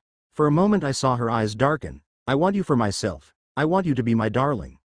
I felt my entire body shudder in pleasure when I saw Ruby's expression. "You already have me," I said, smiling as I kissed her lightly. Then I get up from the bed and pick up Ruby like a princess. The moment I got out of bed, I felt an incongruity. Things around me seemed to be lower than I was used to. Did I grow taller? I see Ruby pouting, and this sight made my heart melt. She was so cute. I put her on the bed and kneeled down. "I need to see Violet," I said while stroking her red hair. "After what I saw in Ruby's memories, I have a huge desire to meet my wife." I see Ruby's face turn a little red. She nodded cutely. She was very cute. Just like Sasha and Violet, Ruby had a charm of her own that I loved a lot. Sasha was a strong woman, who was very weak with showing affection. She was easily embarrassed, although she has a possessive side that I love very much. Violet, my beautiful ice flower, was a woman direct with her feelings. She was possessive and always tried to harm anyone who approached me, and she always put my safety first while forgetting her own safety. She was a person I love. Stopping to think now. My 3 wives are beautiful vampires. I really am a very lucky man. I spoke in a low tone, but I realized that Ruby heard me, and her face turned a little red with embarrassment. I laugh a little as I do my best to ignore Ruby's 2 white rabbits. I walk to the wardrobe, but soon I remember my favorite maid. Kagaya, a Japanese woman-looking maid, stepped out of my shadow. "Lord Victor, I'm glad you woke up." Kagaya spoke in a neutral, emotionless tone, but I was sure I could see her eyes shining for a moment. I look at Kagaya smiling. I open my arms and say, "Do your magic." Her black eyes change to blood red, and she flashes a small smile. As expected, Lord Victor is the best master. Her body is covered in darkness, and soon she passes through my body, and, a few seconds later, I've already changed my clothes.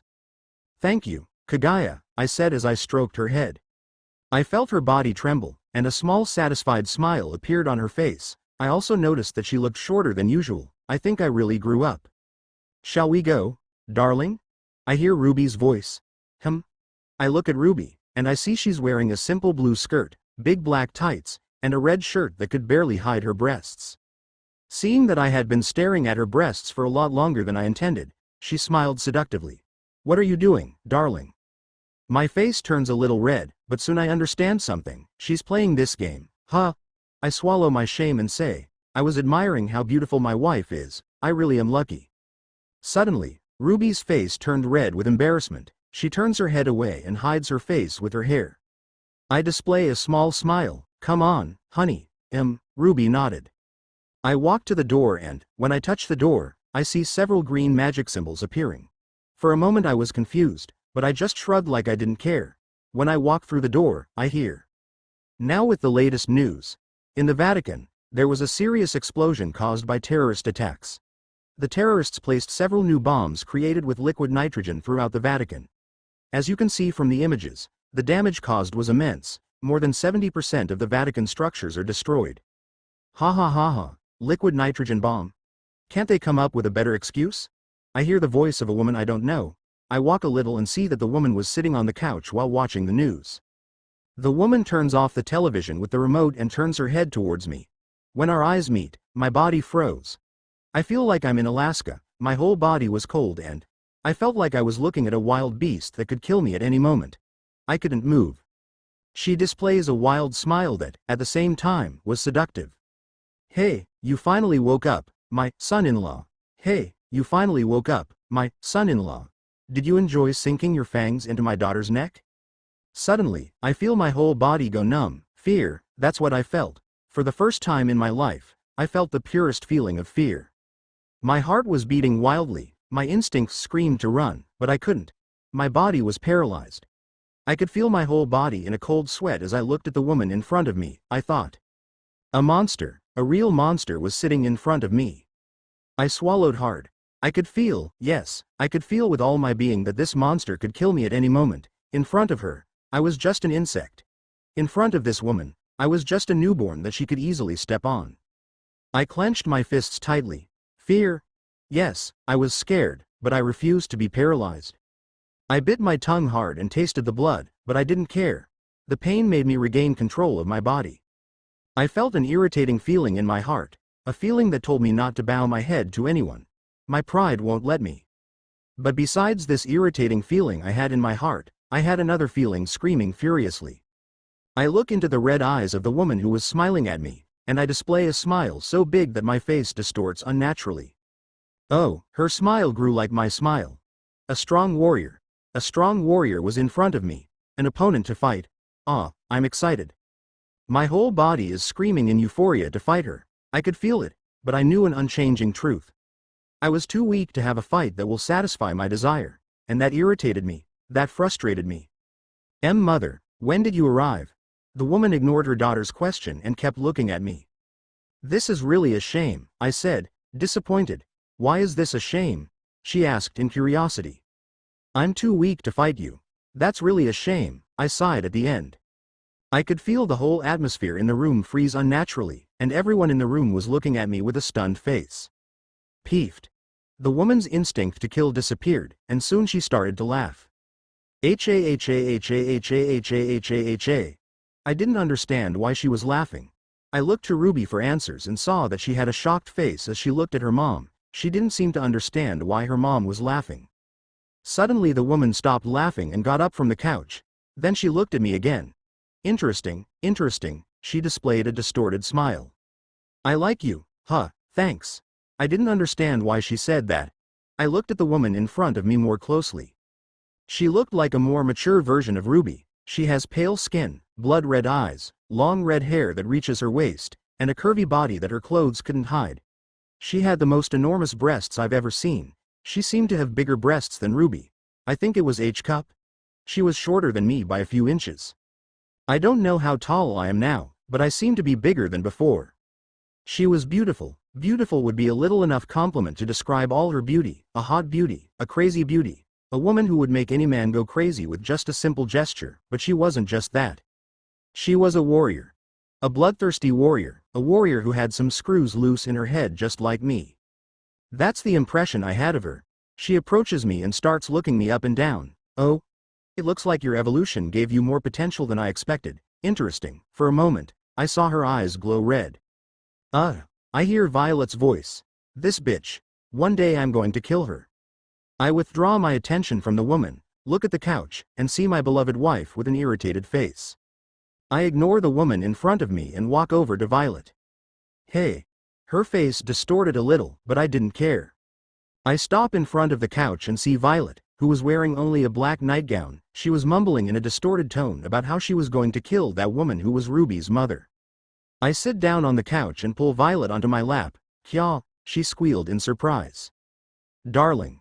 She looked at me confused, but soon her face filled with genuine joy and hugged me possessively. Darling, darling, darling, I missed you, I said honestly as I hugged her.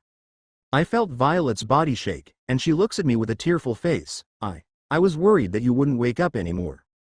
I wipe the tears from Violet's eye, and I hug her tighter and lay her head on my chest. Shush, I'm here, okay. While Violet and Victor are in their own world, Sasha approaches Ruby and speaks in a low voice. He just ignored your mother, she commented in disbelief. Yes. Ruby looks at her mom. She was hoping her mom was pissed off, but to her surprise, her mom had a happy smile on her face. Seeing that smile, Ruby's body shivered. She knew her mother very well, and from what she understands of her mother, she only shows that smile when she finds something interesting. Luna. Suddenly Scathach spoke. Why yes, Luna squealed in surprise. Luna, who was silent along with Natalia, Maria, and Kagaya in the corner of the room, runs to Scathach's side. Thanks for contacting me, you did a good job, but now I want you to do something for me. Scathach whispered something in Luna's ear. Yes, ma'am, Luna responded, like a soldier responding to his superior, then she ran out of the room. When Ruby heard her mother's words, she looked at Luna with a look that said she would give her punishment for having a big mouth. Huh. Violet, who was in her world with Victor, suddenly looks at Scathach, who yelled loudly. Bitch, be gone. Why are you still here? The room will stink of antiquity. Shoo, shoo. Hey, looks like you want to get punished again, brat. Scathach's eyes sparkled a little. Violet's body shuddered, and she hugged Victor tighter. Darling, I'm being bullied. She doesn't learn, huh? Doesn't she understand that your mother is vindictive? Sasha commented as she looked at Violet. A bit annoyed, she thought. She's taking advantage of the situation. Well, she's Violet, she doesn't have any sense, Ruby added. I look at Violet and see her face saying, I want to be spoiled. She was so cute I couldn't resist. I put my face close to her and kiss her. Humph? She looked surprised for a moment, but as soon as she kissed me again, our tongues began to battle for dominance. Slowly, my bloodlust exploded. I felt my teeth start to change and also felt my eyes shift to blood red. I stop kissing Violet and look at the two voices. As soon as I see Ruby and Sasha with red faces, I could clearly feel what they wanted. I could feel it from our connection that got so much stronger than before. Eat, I spoke in a low voice, but strangely my voice resonated throughout the room. Oh. Scathach displayed a curious smile. Suddenly, Sasha disappears and appears at my right side. As soon as she opens her mouth and bites my neck, I felt my blood drain. Violet puts her face on the other side of my neck and licks me. Then, she bites me too. Let go of me. I heard Ruby's furious scream. When I look at Ruby, I see my wife is being held by her mother. Interesting, she said. She was completely lost in the desire for blood. I suddenly feel a desire to be full, and that desire has taken over my actions, and that desire was affecting my wives too. Violet, Sasha, and I look at Ruby's mom, release. We speak in unison. The woman's body trembled a little, and then she lets go of Ruby. Huh. The woman exclaimed in surprise. She looked at her hand and realized she wasn't holding her daughter anymore. Ruby disappears and appears on my left side. Darling, darling, soon, she bites my collarbone. The moment she bites me, I feel complete. When the desire to feel full has been sated, my bloodlust exploded again. I couldn't think of anything. I was very thirsty, and I just wanted my wife's blood. I open my mouth and bite Violet's neck. Ah, darling, seeing Victor feasting on the blood of his 3 wives, Scathach's smile grew distorted. Kaguya, explain to me everything that happened from the moment that Victor was turned, she ordered. Kaguya approaches Scathach. She looks at the woman for a few seconds as if thinking about something, then she makes a decision. She is Ruby's mother, she has a right to know the truth. It all happened the day Violet turned Victor into a vampire. Kaguya began to explain in a neutral tone all the events she knew. Hearing everything that happened, Scathach's smile just grew and grew. When Kaguya finished explaining everything that had happened since the moment Victor turned into a vampire. What's his blood type? She asked curiously. RH null blood. The golden blood. Peeved, ha ha ha ha, she started laughing like she was crazy. Kaguya just looked at the woman, wondering if this madwoman was right in her head. And to think, peeved, and to think that history would repeat itself with my daughter, ha ha ha ha, she looked very happy for some reason. Countess Scathach knows about something. She stopped laughing for a moment and looked at Kaguya with a slight smile on her face. Who knows? I'm quite old, maybe I'm just crazy? Kaguya's face twitched a little. She didn't expect her to respond like that. Scathach exhibited a soft smile on her face, took a deep breath, and let the air out of her lungs. It's been a while since I laughed like that. When was the last time? I think about 500 years ago? Kaguya, seeing the woman's H-cup breast sway as she made this simple gesture, just clicked her annoyed tongue. Scathach walks slowly towards Victor with a smile on her face. She sits on the sofa that was next to the one that held Victor and his wives. She crossed her legs sensually and spoke with killing intent leaking from her body. That's enough, have some kind of respect for yourself. Doing that in front of everyone is inappropriate. The instinct of the 4 exploded, warning of danger. They quickly broke apart and rose from the couch, prepared to fight. The reaction is fast, but not good enough. Mother. Wipe your mouth, daughter, how inappropriate. Ruby's face turns bright red, and she quickly licks her lips. I can't believe I did this in front of my mother. Sasha Folger, I hear your mother lost her vampire count title on some stupid bet, as expected of her. Yes, as expected of her, Sasha nodded in disdain as she licked her lips. Violet Snow, I heard your father woke up. Do you intend to come home? Scathach asked. I am not. My house is next to my darling, Violet spoke as she hugged Victor. I looked at Violet and smiled kindly, then patted her head, hee hee hee. Seeing the goofy smile on her face, my heart melts into cuteness. I look at Kaguya. Kaguya, do your magic. Understanding what I mean, Kaguya nods, and then disappears into darkness. Then she covers Violet's body in darkness. Like magic, Violet's outfit has changed from a nightgown to an outfit that looks like a cosplay she always wore. Done. Good job, Kaguya, I said as I stroked Kaguya's head. Her body shook a little, and she turned her face away. Soon, I stop petting Kaguya and sit down on the couch again. Violet sits on my right side. Ruby sits on my left side, and Sasha, who was a little embarrassed about the whole situation, sits next to Ruby. And Kaguya was behind me along with Natalia and Maria. I look at the woman. We haven't introduced ourselves yet, right? I display a gentle smile. My name is Victor Walker. Nice to meet you, mother-in-law, again. I feel the atmosphere around me tense up, as if I've said something wrong. Hey. The woman displays a dangerous smile and licks her lips. Nice to meet you, Victor. I am Ruby's mother. My name is Scathach Scarlet. Now that we've introduced ourselves, let's talk about important matters. I keep smiling. Oh, she looks curious about what I'm going to say. I want to ask your permission to be with Ruby. The woman's smile suddenly disappears. Darling, this is too fast. Ruby looked at me with fear evident on her face. Yes, darling. You must talk to my mother first. Violet spoke jealously. Idiot, that's not what she's talking about. Read the room, Sasha yelled at Violet. Hua? Violet was confused. Question marks started appearing around me, and I was confused why they were reacting like that. Brat, don't you understand your situation? Ruby's mother spoke in a neutral tone. I understand my situation, I said as I looked at her. I married your daughter, and I didn't ask your permission for that, right? Indeed. That's it. She looked at me with a stunned expression. Don't worry, I intended to do this with each of my wives, I commented with a small smile. Hey, she flashed a small smile. What are you going to do if I don't allow you to be with Ruby? Mother. Silence, Ruby. Her eyes glowed red for a moment. Why yes, Ruby recoiled.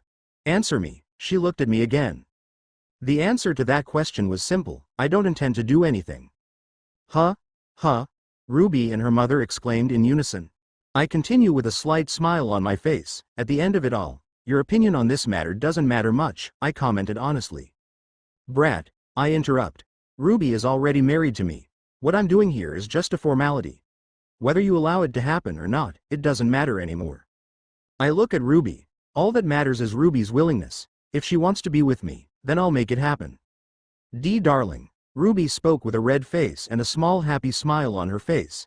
It was pretty obvious she wasn't against it. Brat, you're talking too loud for someone who doesn't have the strength. Scathach spoke in a venomous tone as her killing intent seeped from her body. She looked quite annoyed. I look at Scathach, and I explain, yes. I'm weak now, but sometimes you can't solve some situations with brute force. Hey, she flashed a sneer, if I kill you now, you can never be with my daughter. I saw Sasha, Ruby, and Violet's faces distorted in anger for a few seconds. Think with me. If you kill me now, what will happen? I asked in a neutral tone. I would bring my daughter back home, that's all. What about her bloodlust? You know the ritual. She can handle it. After all, she is my daughter. If I can handle this bloodlust, she can too. Oh, she lost her husband. Come to think of it, I don't know much about my wives' families. The only one I know a little better is Sasha's family. Naive, I commented. Hua? Her face was distorted.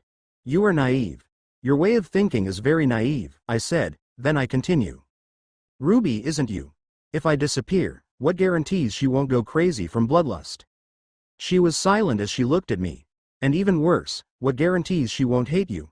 I asked, smiling a little. Huh? She put on a confused face. She would hate me. Her own mother. That is impossible.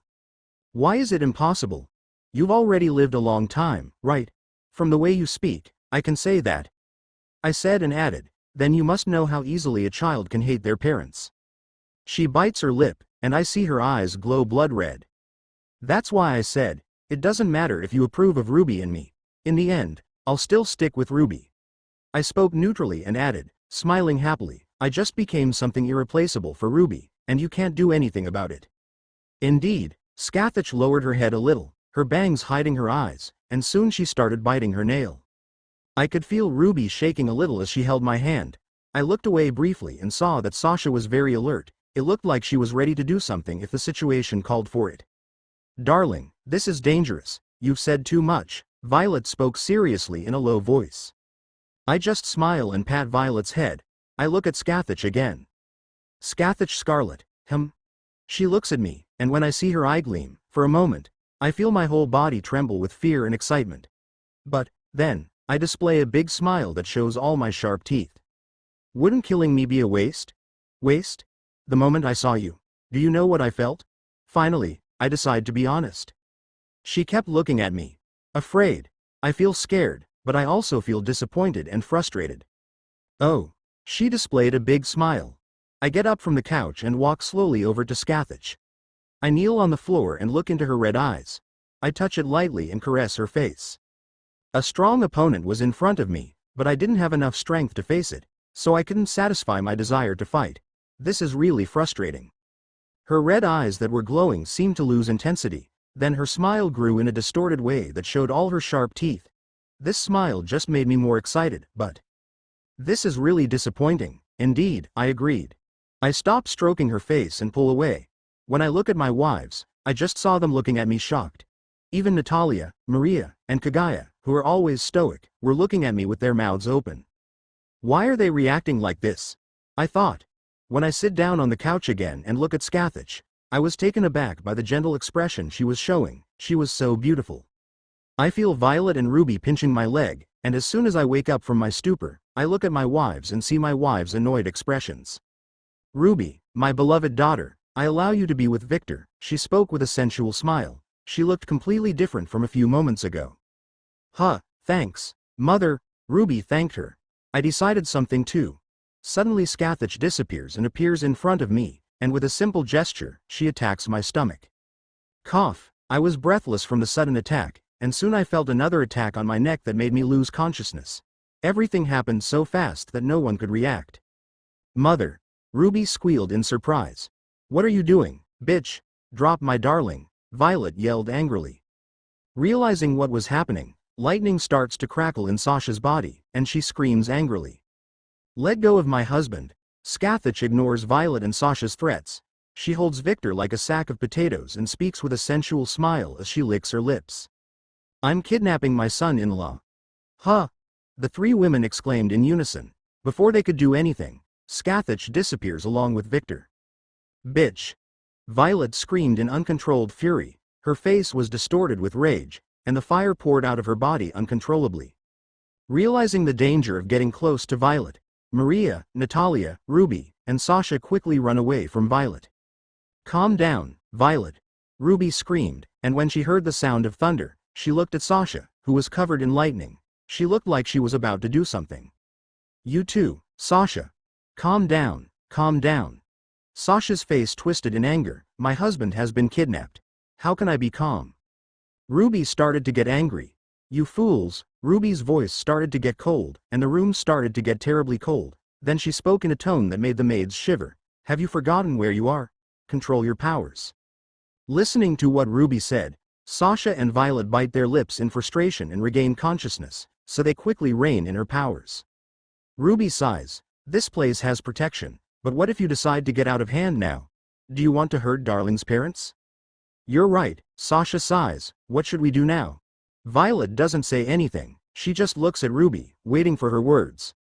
My mom won't hurt our darling, Ruby started to explain. Remember what happened in the past when a man she didn't think was suitable approached me. They were exterminated. Sasha replied. Wrong, their entire family was wiped out, Violet added. See? Ruby smiled. My mom approved of Victor, that means he'll be fine, I think. Huh? You're not sure? Violet raised her voice. Violet, you know my mother, she is very unpredictable. Violet bit her lip in frustration as she muttered various forms of torture she intended to do to anyone who touched Victor. I think she's going to train Victor. Sasha, who was a little calmer, spoke. You're right. She likes people who have potential. Ruby nodded. And my darling is a man with great potential. What do you think will happen to him? Violet asked as her eyes darkened. Ruby was silent, she didn't want to answer that question.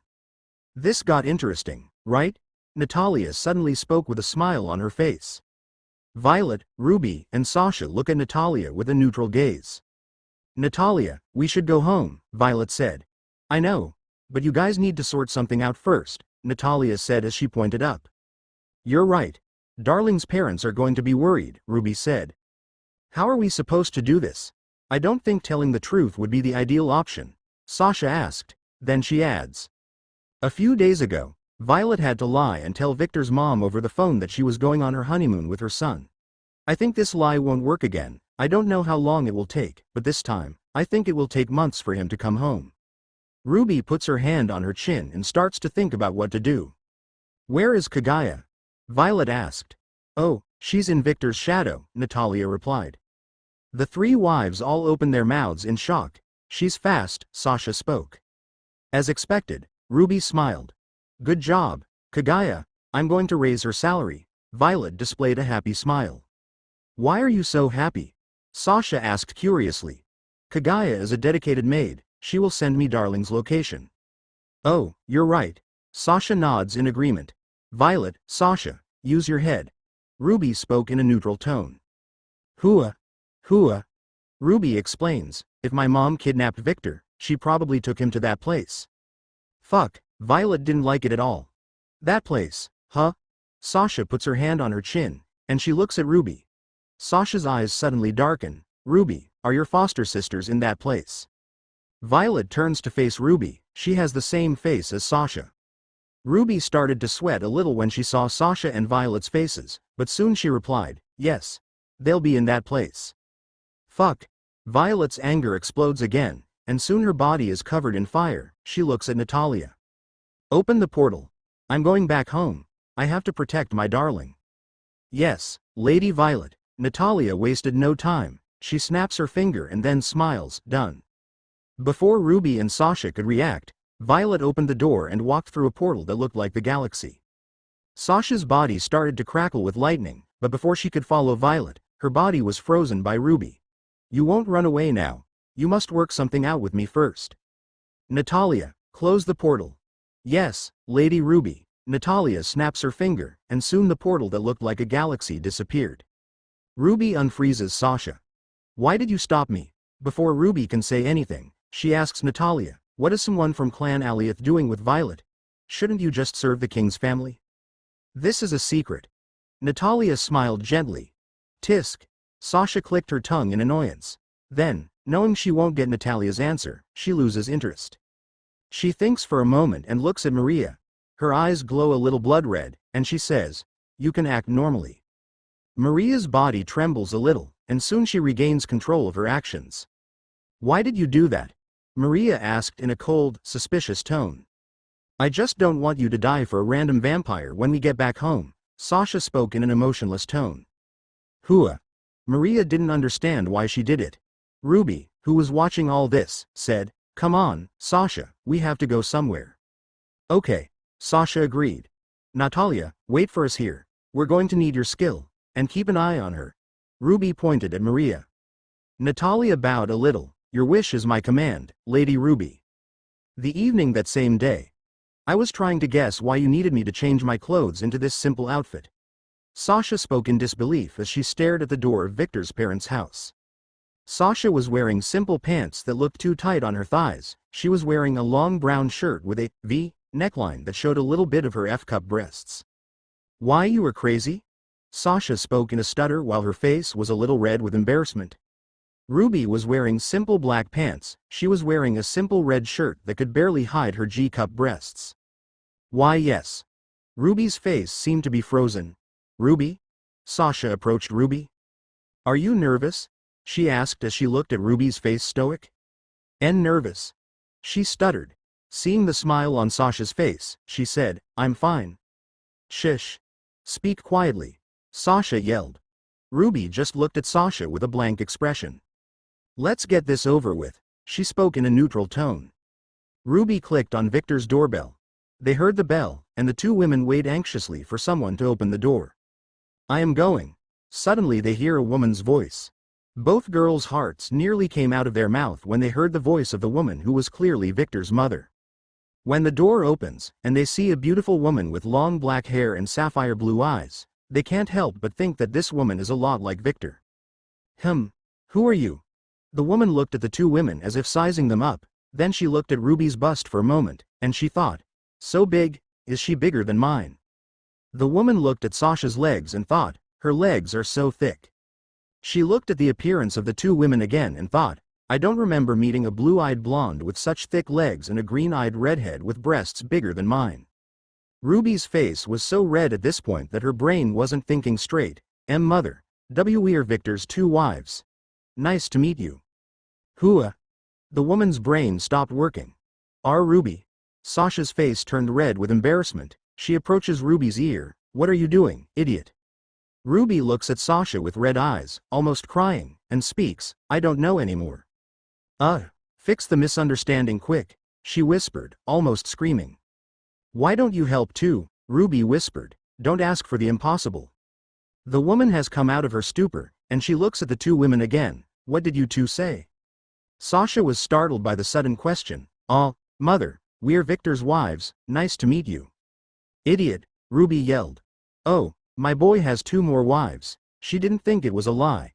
As an experienced lawyer, she knew when someone was lying, and these 2 girls weren't.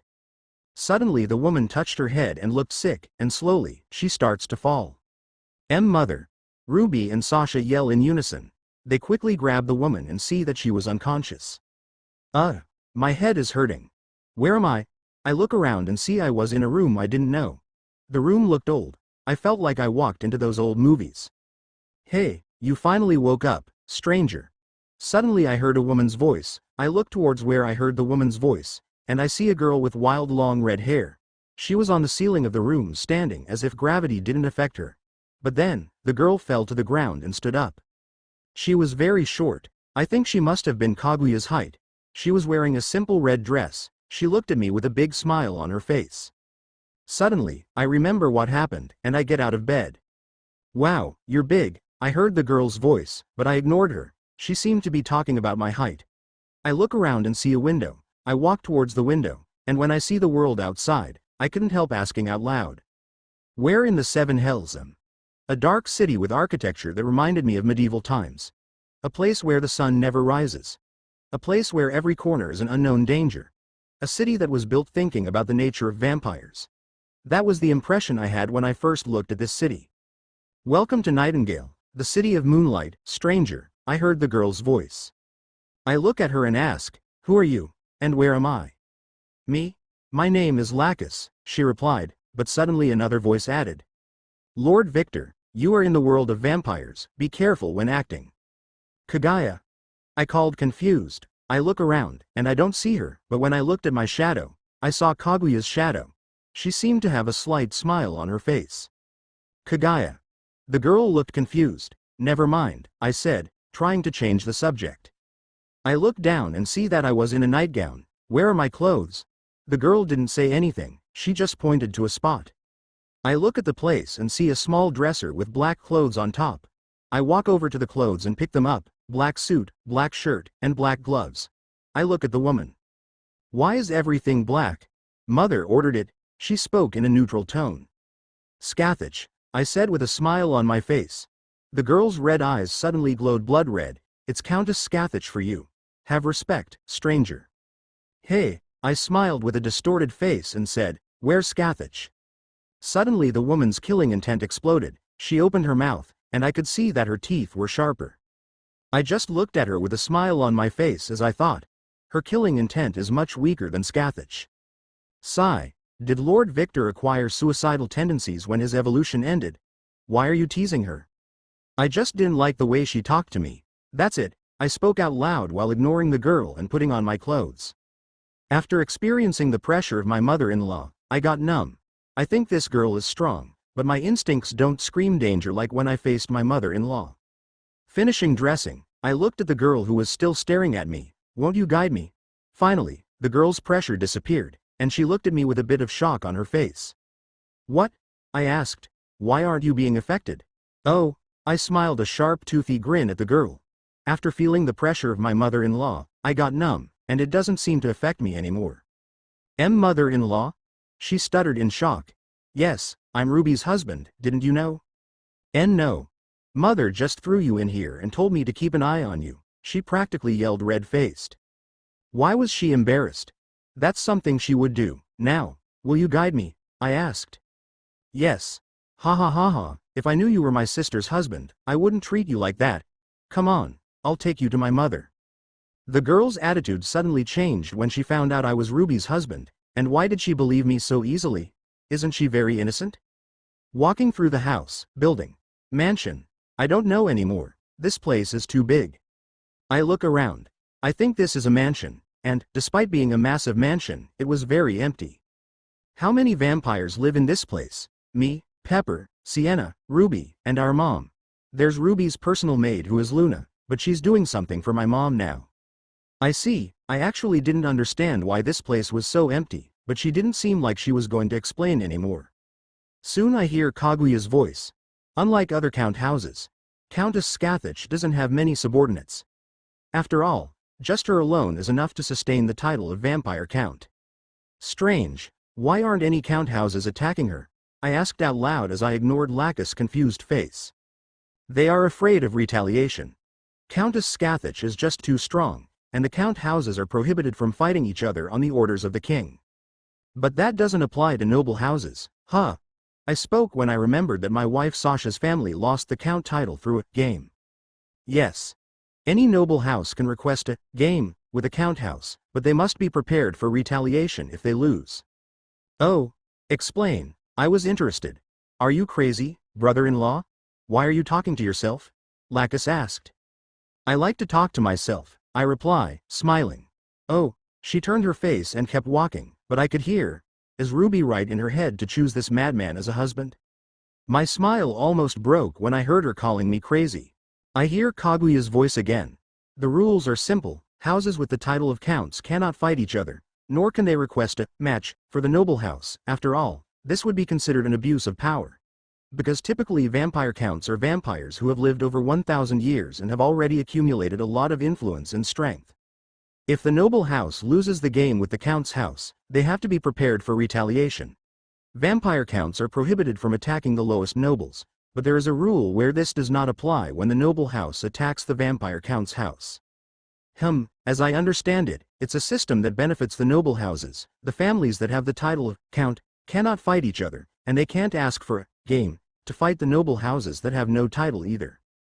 But the houses of nobles that have no title can ask for a game with the houses of counts at any time. What are the consequences of losing this game? If the game is betting a nobleman's title, and both parties agree, the consequences of losing this game are everything. Everything? Yes. They lose everything, all riches, all possessions, and even vampires become property of the loser. What did you say? An irritating feeling started to grow in my heart, and soon it spread through my entire body. Kaguya, I called.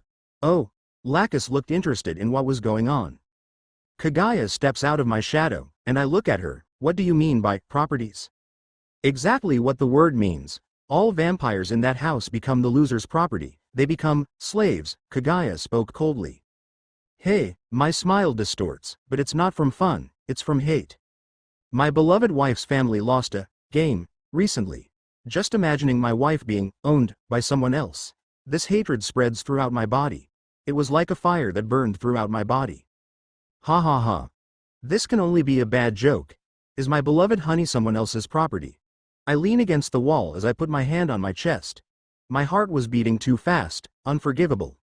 Crack. I heard the wall break with the force I put in, but I didn't care. Lord Victor, calm down. Kaguya approaches me and starts massaging my chest. We still don't know if that's what happened. You need to calm down and control your instincts. Crack. Crack. I tighten my grip on the wall, and soon the wall collapses. I take a deep breath and force a gentle smile onto my face. You're right, Kaguya. I need to learn more.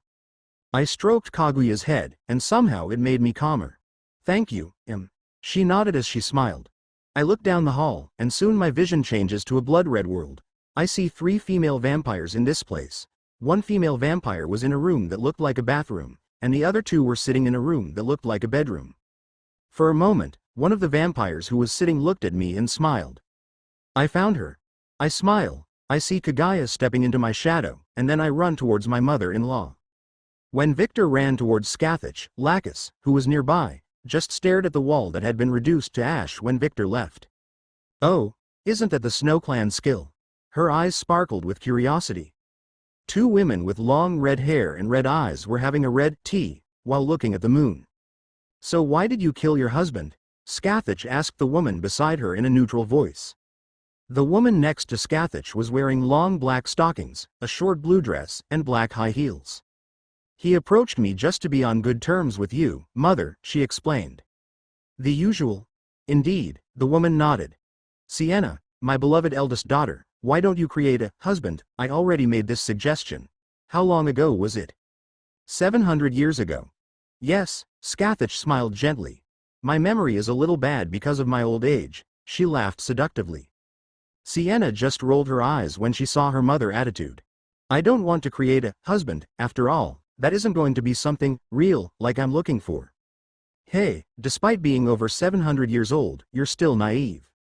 I'm not naive. You know that I just want something real, and male vampires are just obsessed with things like titles. Why don't you turn a human then? Sienna's face twisted in disgust, turning cattle into a husband. No, thank you. Scathach rolled her eyes at the eldest foster daughter's attitude. Soon she lost interest in the subject and looked toward the bedroom entrance with a big smile on her face. Seeing her mother's smile, Sienna thought, looks like she found something interesting to do again. Suddenly the bedroom door was broken, and Victor appeared. Scathach. Victor looked at Scathach and ignored the woman beside her. Sienna's eye twitched a little when she heard the disrespectful way Victor called Scathach. As the daughter of the strongest female vampire in the world, she had a lot of respect for her mother, and she didn't like someone inferior calling her so informally. And this feeling was shared by the 3 adoptive sisters. Sienna was about to say something, but her mother's following words left her speechless. Hey, she smiled seductively as she crossed her legs elegantly, my son-in-law, were you so desperate to see me? At the same time in Victor's house. Here I got water, Sasha offered. Tea thanks. Anna was still very shaken. She drank all the water in one gulp. Then, when she saw Zach walking calmly through the house, she quickly got up from the couch and grabbed him. Meow. She sits down on the couch again and starts stroking Zach. Meow. Ruby and Sasha's eyes sparkled for a moment when they saw Zach. They thought he looked too cute to pet. Sasha approaches Ruby and sits beside her. Anna looks at the 2 women and sighs. Okay, let's start at the beginning. Why yes, Ruby was a little nervous. First, did you do that? That? Ruby and Sasha didn't understand. I mean, what husband and wife do, did you guys do it? Oh, Sasha exclaimed, and then she remembers the moment she sucked Victor's blood. Yes, we did, she smiled. Indeed, Ruby confirmed. Oh, I see, she stuttered a little and squeezed Zach a little harder without realizing it. Meow. Realizing what she was doing to Zach, she quickly stopped squeezing Zach. Anna takes a deep breath and asks, why you said you were married to my son, right? Why yes, both confirmed. Violet, does she know? For some reason, she didn't stop stuttering.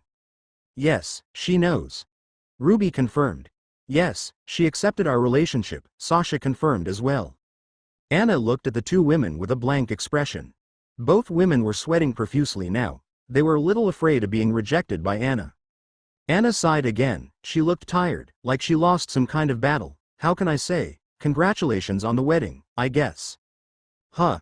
Anna's words took time to register in Ruby and Sasha's brains. Thanks. Ruby smiled happily. Thanks, mother, Sasha stuttered a little. Seeing the 2 women's honest smiles, Anna looked like she'd suffered heart damage. I think my son will die soon. He was very lucky in a short time. Something is not right. Anna's own thoughts were confused. And to imagine that my son would have 3 wives, after the initial shock, she slowly began to come back to her personality. In our country, this is normal, Ruby said. Oh, which country do you live in? Ruby was taken aback by the question. Legally, she is registered as Romanian, but the country she lives in is not registered on the world map. Sasha looks at Ruby with a talkative look, and then she continues, we live in a small community in Romania. Romania. But Romania doesn't have polygamy. Sasha was nervous. We live in a small community, but that's not a problem. We can get married in Alabama. Ruby looked at Sasha like she was looking at an idiot. But Alabama is for incest, Anna said. Huh? Sasha's face turned red. Suddenly Anna's face darkened in horror. Don't tell me my son went after your sister, or even worse, he went after your mother. Does he plan to make oyakodon? No. Sasha was more confused than she was, and her eyes began to roll. She meant that in our community, polygamy is allowed. Ruby helped Sasha. Oh. Anna's face cleared a little, then she sighed, I need to talk to my son. That's what we came to talk about, Ruby continued. Huh. Anna looked at Ruby. Seeing Anna's look, Ruby started to get nervous again. She found it very difficult to talk about it with her husband's mother. Him. Her eyes started to roll, Sasha, Violet, and I want Victor to find our moms to ask her to marry him. Hua. Huh? Anna and Ruby herself didn't understand. As expected. It's an oyakodon. Anna puts her hand to her head as if she has a bad headache. Zach takes this chance and runs away from Anna's lap. And no, that's not it. Sasha takes a deep breath and says it all at a fast pace. She meant that Victor traveled from Violet to Romania with the intention of asking our mothers for their blessings for our marriage. Sasha could embarrass most rap singers in the world with the speed she spoke those words. He traveled to Romania to meet his mother-in-law. Anna leans back on the couch. My son is growing up fast. Until a week ago he didn't even have a girlfriend. She looked like she reached enlightenment. Suddenly the women hear the door open. Honey, I'm home. Leon, Victor's father, spoke as he walked towards the living room. When he arrived in the room and saw two beautiful women, he suddenly stopped in shock and looked at his wife, confused. Then, seeing the state of his wife, he was even more confused. What's going on here? Hello, father-in-law, the two said. Huh, he opened his mouth in shock. Unaware of the little chaos his wives were causing with his parents, Victor was at this point meeting his mother-in-law. Hey, she smiled seductively as she crossed her legs elegantly, my son-in-law, were you so desperate to see me? I swallow a little dryly when I look at my mother-in-law. She really knew how to tease me with just a simple gesture. When I was going to answer her question, I heard the woman next to her saying, son-in-law? Looking at her, I see a woman with long red hair and eyes as red as Scathach. Who are you? I asked. Before the woman could say anything, I heard from Scathach, she is my eldest adopted daughter. Oh, cool. Anyway, I lost interest. I look at my mother-in-law, who was wearing clothes that seemed to be glued to her curvy body. Why did you kidnap me? My mother-in-law's smile grew. She got up and walked towards me sensually. For a moment, I was mesmerized by those two mountains that looked unbearably soft. They were full, round, smooth, and perfectly shaped. She gently touched my face and spoke with the same sensual tone as if she were seducing me. You said it was a shame you weren't strong enough to fight me, right? Slowly, my smile grew, and I nodded, yes. We should fix that, right? Her smile changed to a predator's smile that showed all her sharp teeth. Oh, indeed, I smiled just like her. Oh fuck. She found another madman. I heard Sienna speak, but I ignored her. Scathach's smile changed to a satisfied smile. She took her hand away from my face and looked at a spot, then she yelled. Pepper. Her voice seemed to resonate throughout the mansion. Yesh. I heard an awkward voice answering. Suddenly, a girl with long red hair, a curvy body, and breasts that seemed to rival Scathach appeared. She was just wearing a towel around her body. I've arrived, mother. She put a hand to her head like a soldier. Good. She looked at me, and for a moment, she seemed to study my reaction, but, seeing me not reacting much, she seemed pleased with something. She is my youngest adopted daughter, as you may have heard, her name is Pepper. Nice to meet you. She flashed a goofy grin on her face. Nice to meet you, I said in a neutral tone. For some reason, even though she was an attractive woman, I wasn't attracted to her. I felt that something was missing in her. Your initial training is simple. You must identify and learn to use your powers. Before she can finish, I open my hand. Suddenly, a fireball appears. Oh. She displayed a curious smile. Huh? Sienna exclaimed in surprise. Phew. Pepper looked surprised. The fire disappeared, and soon lightning began to crackle in my hand. Then the lightning disappeared, and soon a block of ice appeared in my hand. Even my mother's powers, Sienna said, looking at me. Ruby married someone interesting. I heard someone's voice.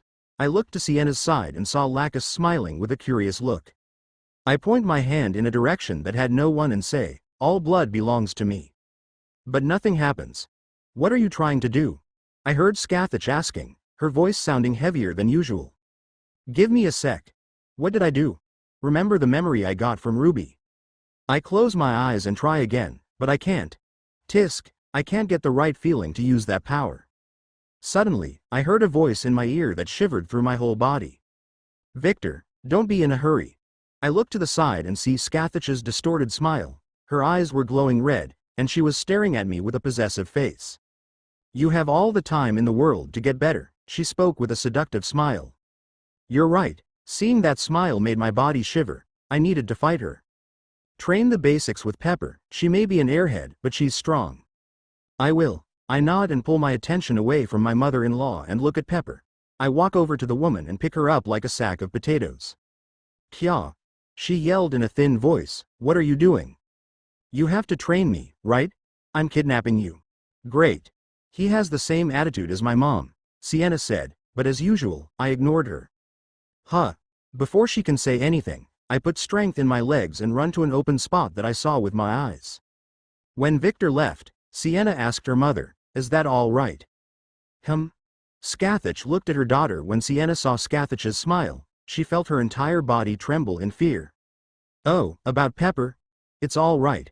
Victor is a good man. He won't do anything against Pepper. Sienna and Lacus opened their mouths looking like a fish who didn't know what to say. They were just too shocked. They had never seen their mother praise a man in their life before. You look happy, Mom, Lacus commented. Happy? Scathach spoke, confused. Then she put her hand to her face. Maybe I am. Her smile changed to a seductive smile. I have something to do. I'll see you guys later. Scathach soon disappears. I think she's glad she found a man with potential. After all, she likes to fight, Lacus questioned.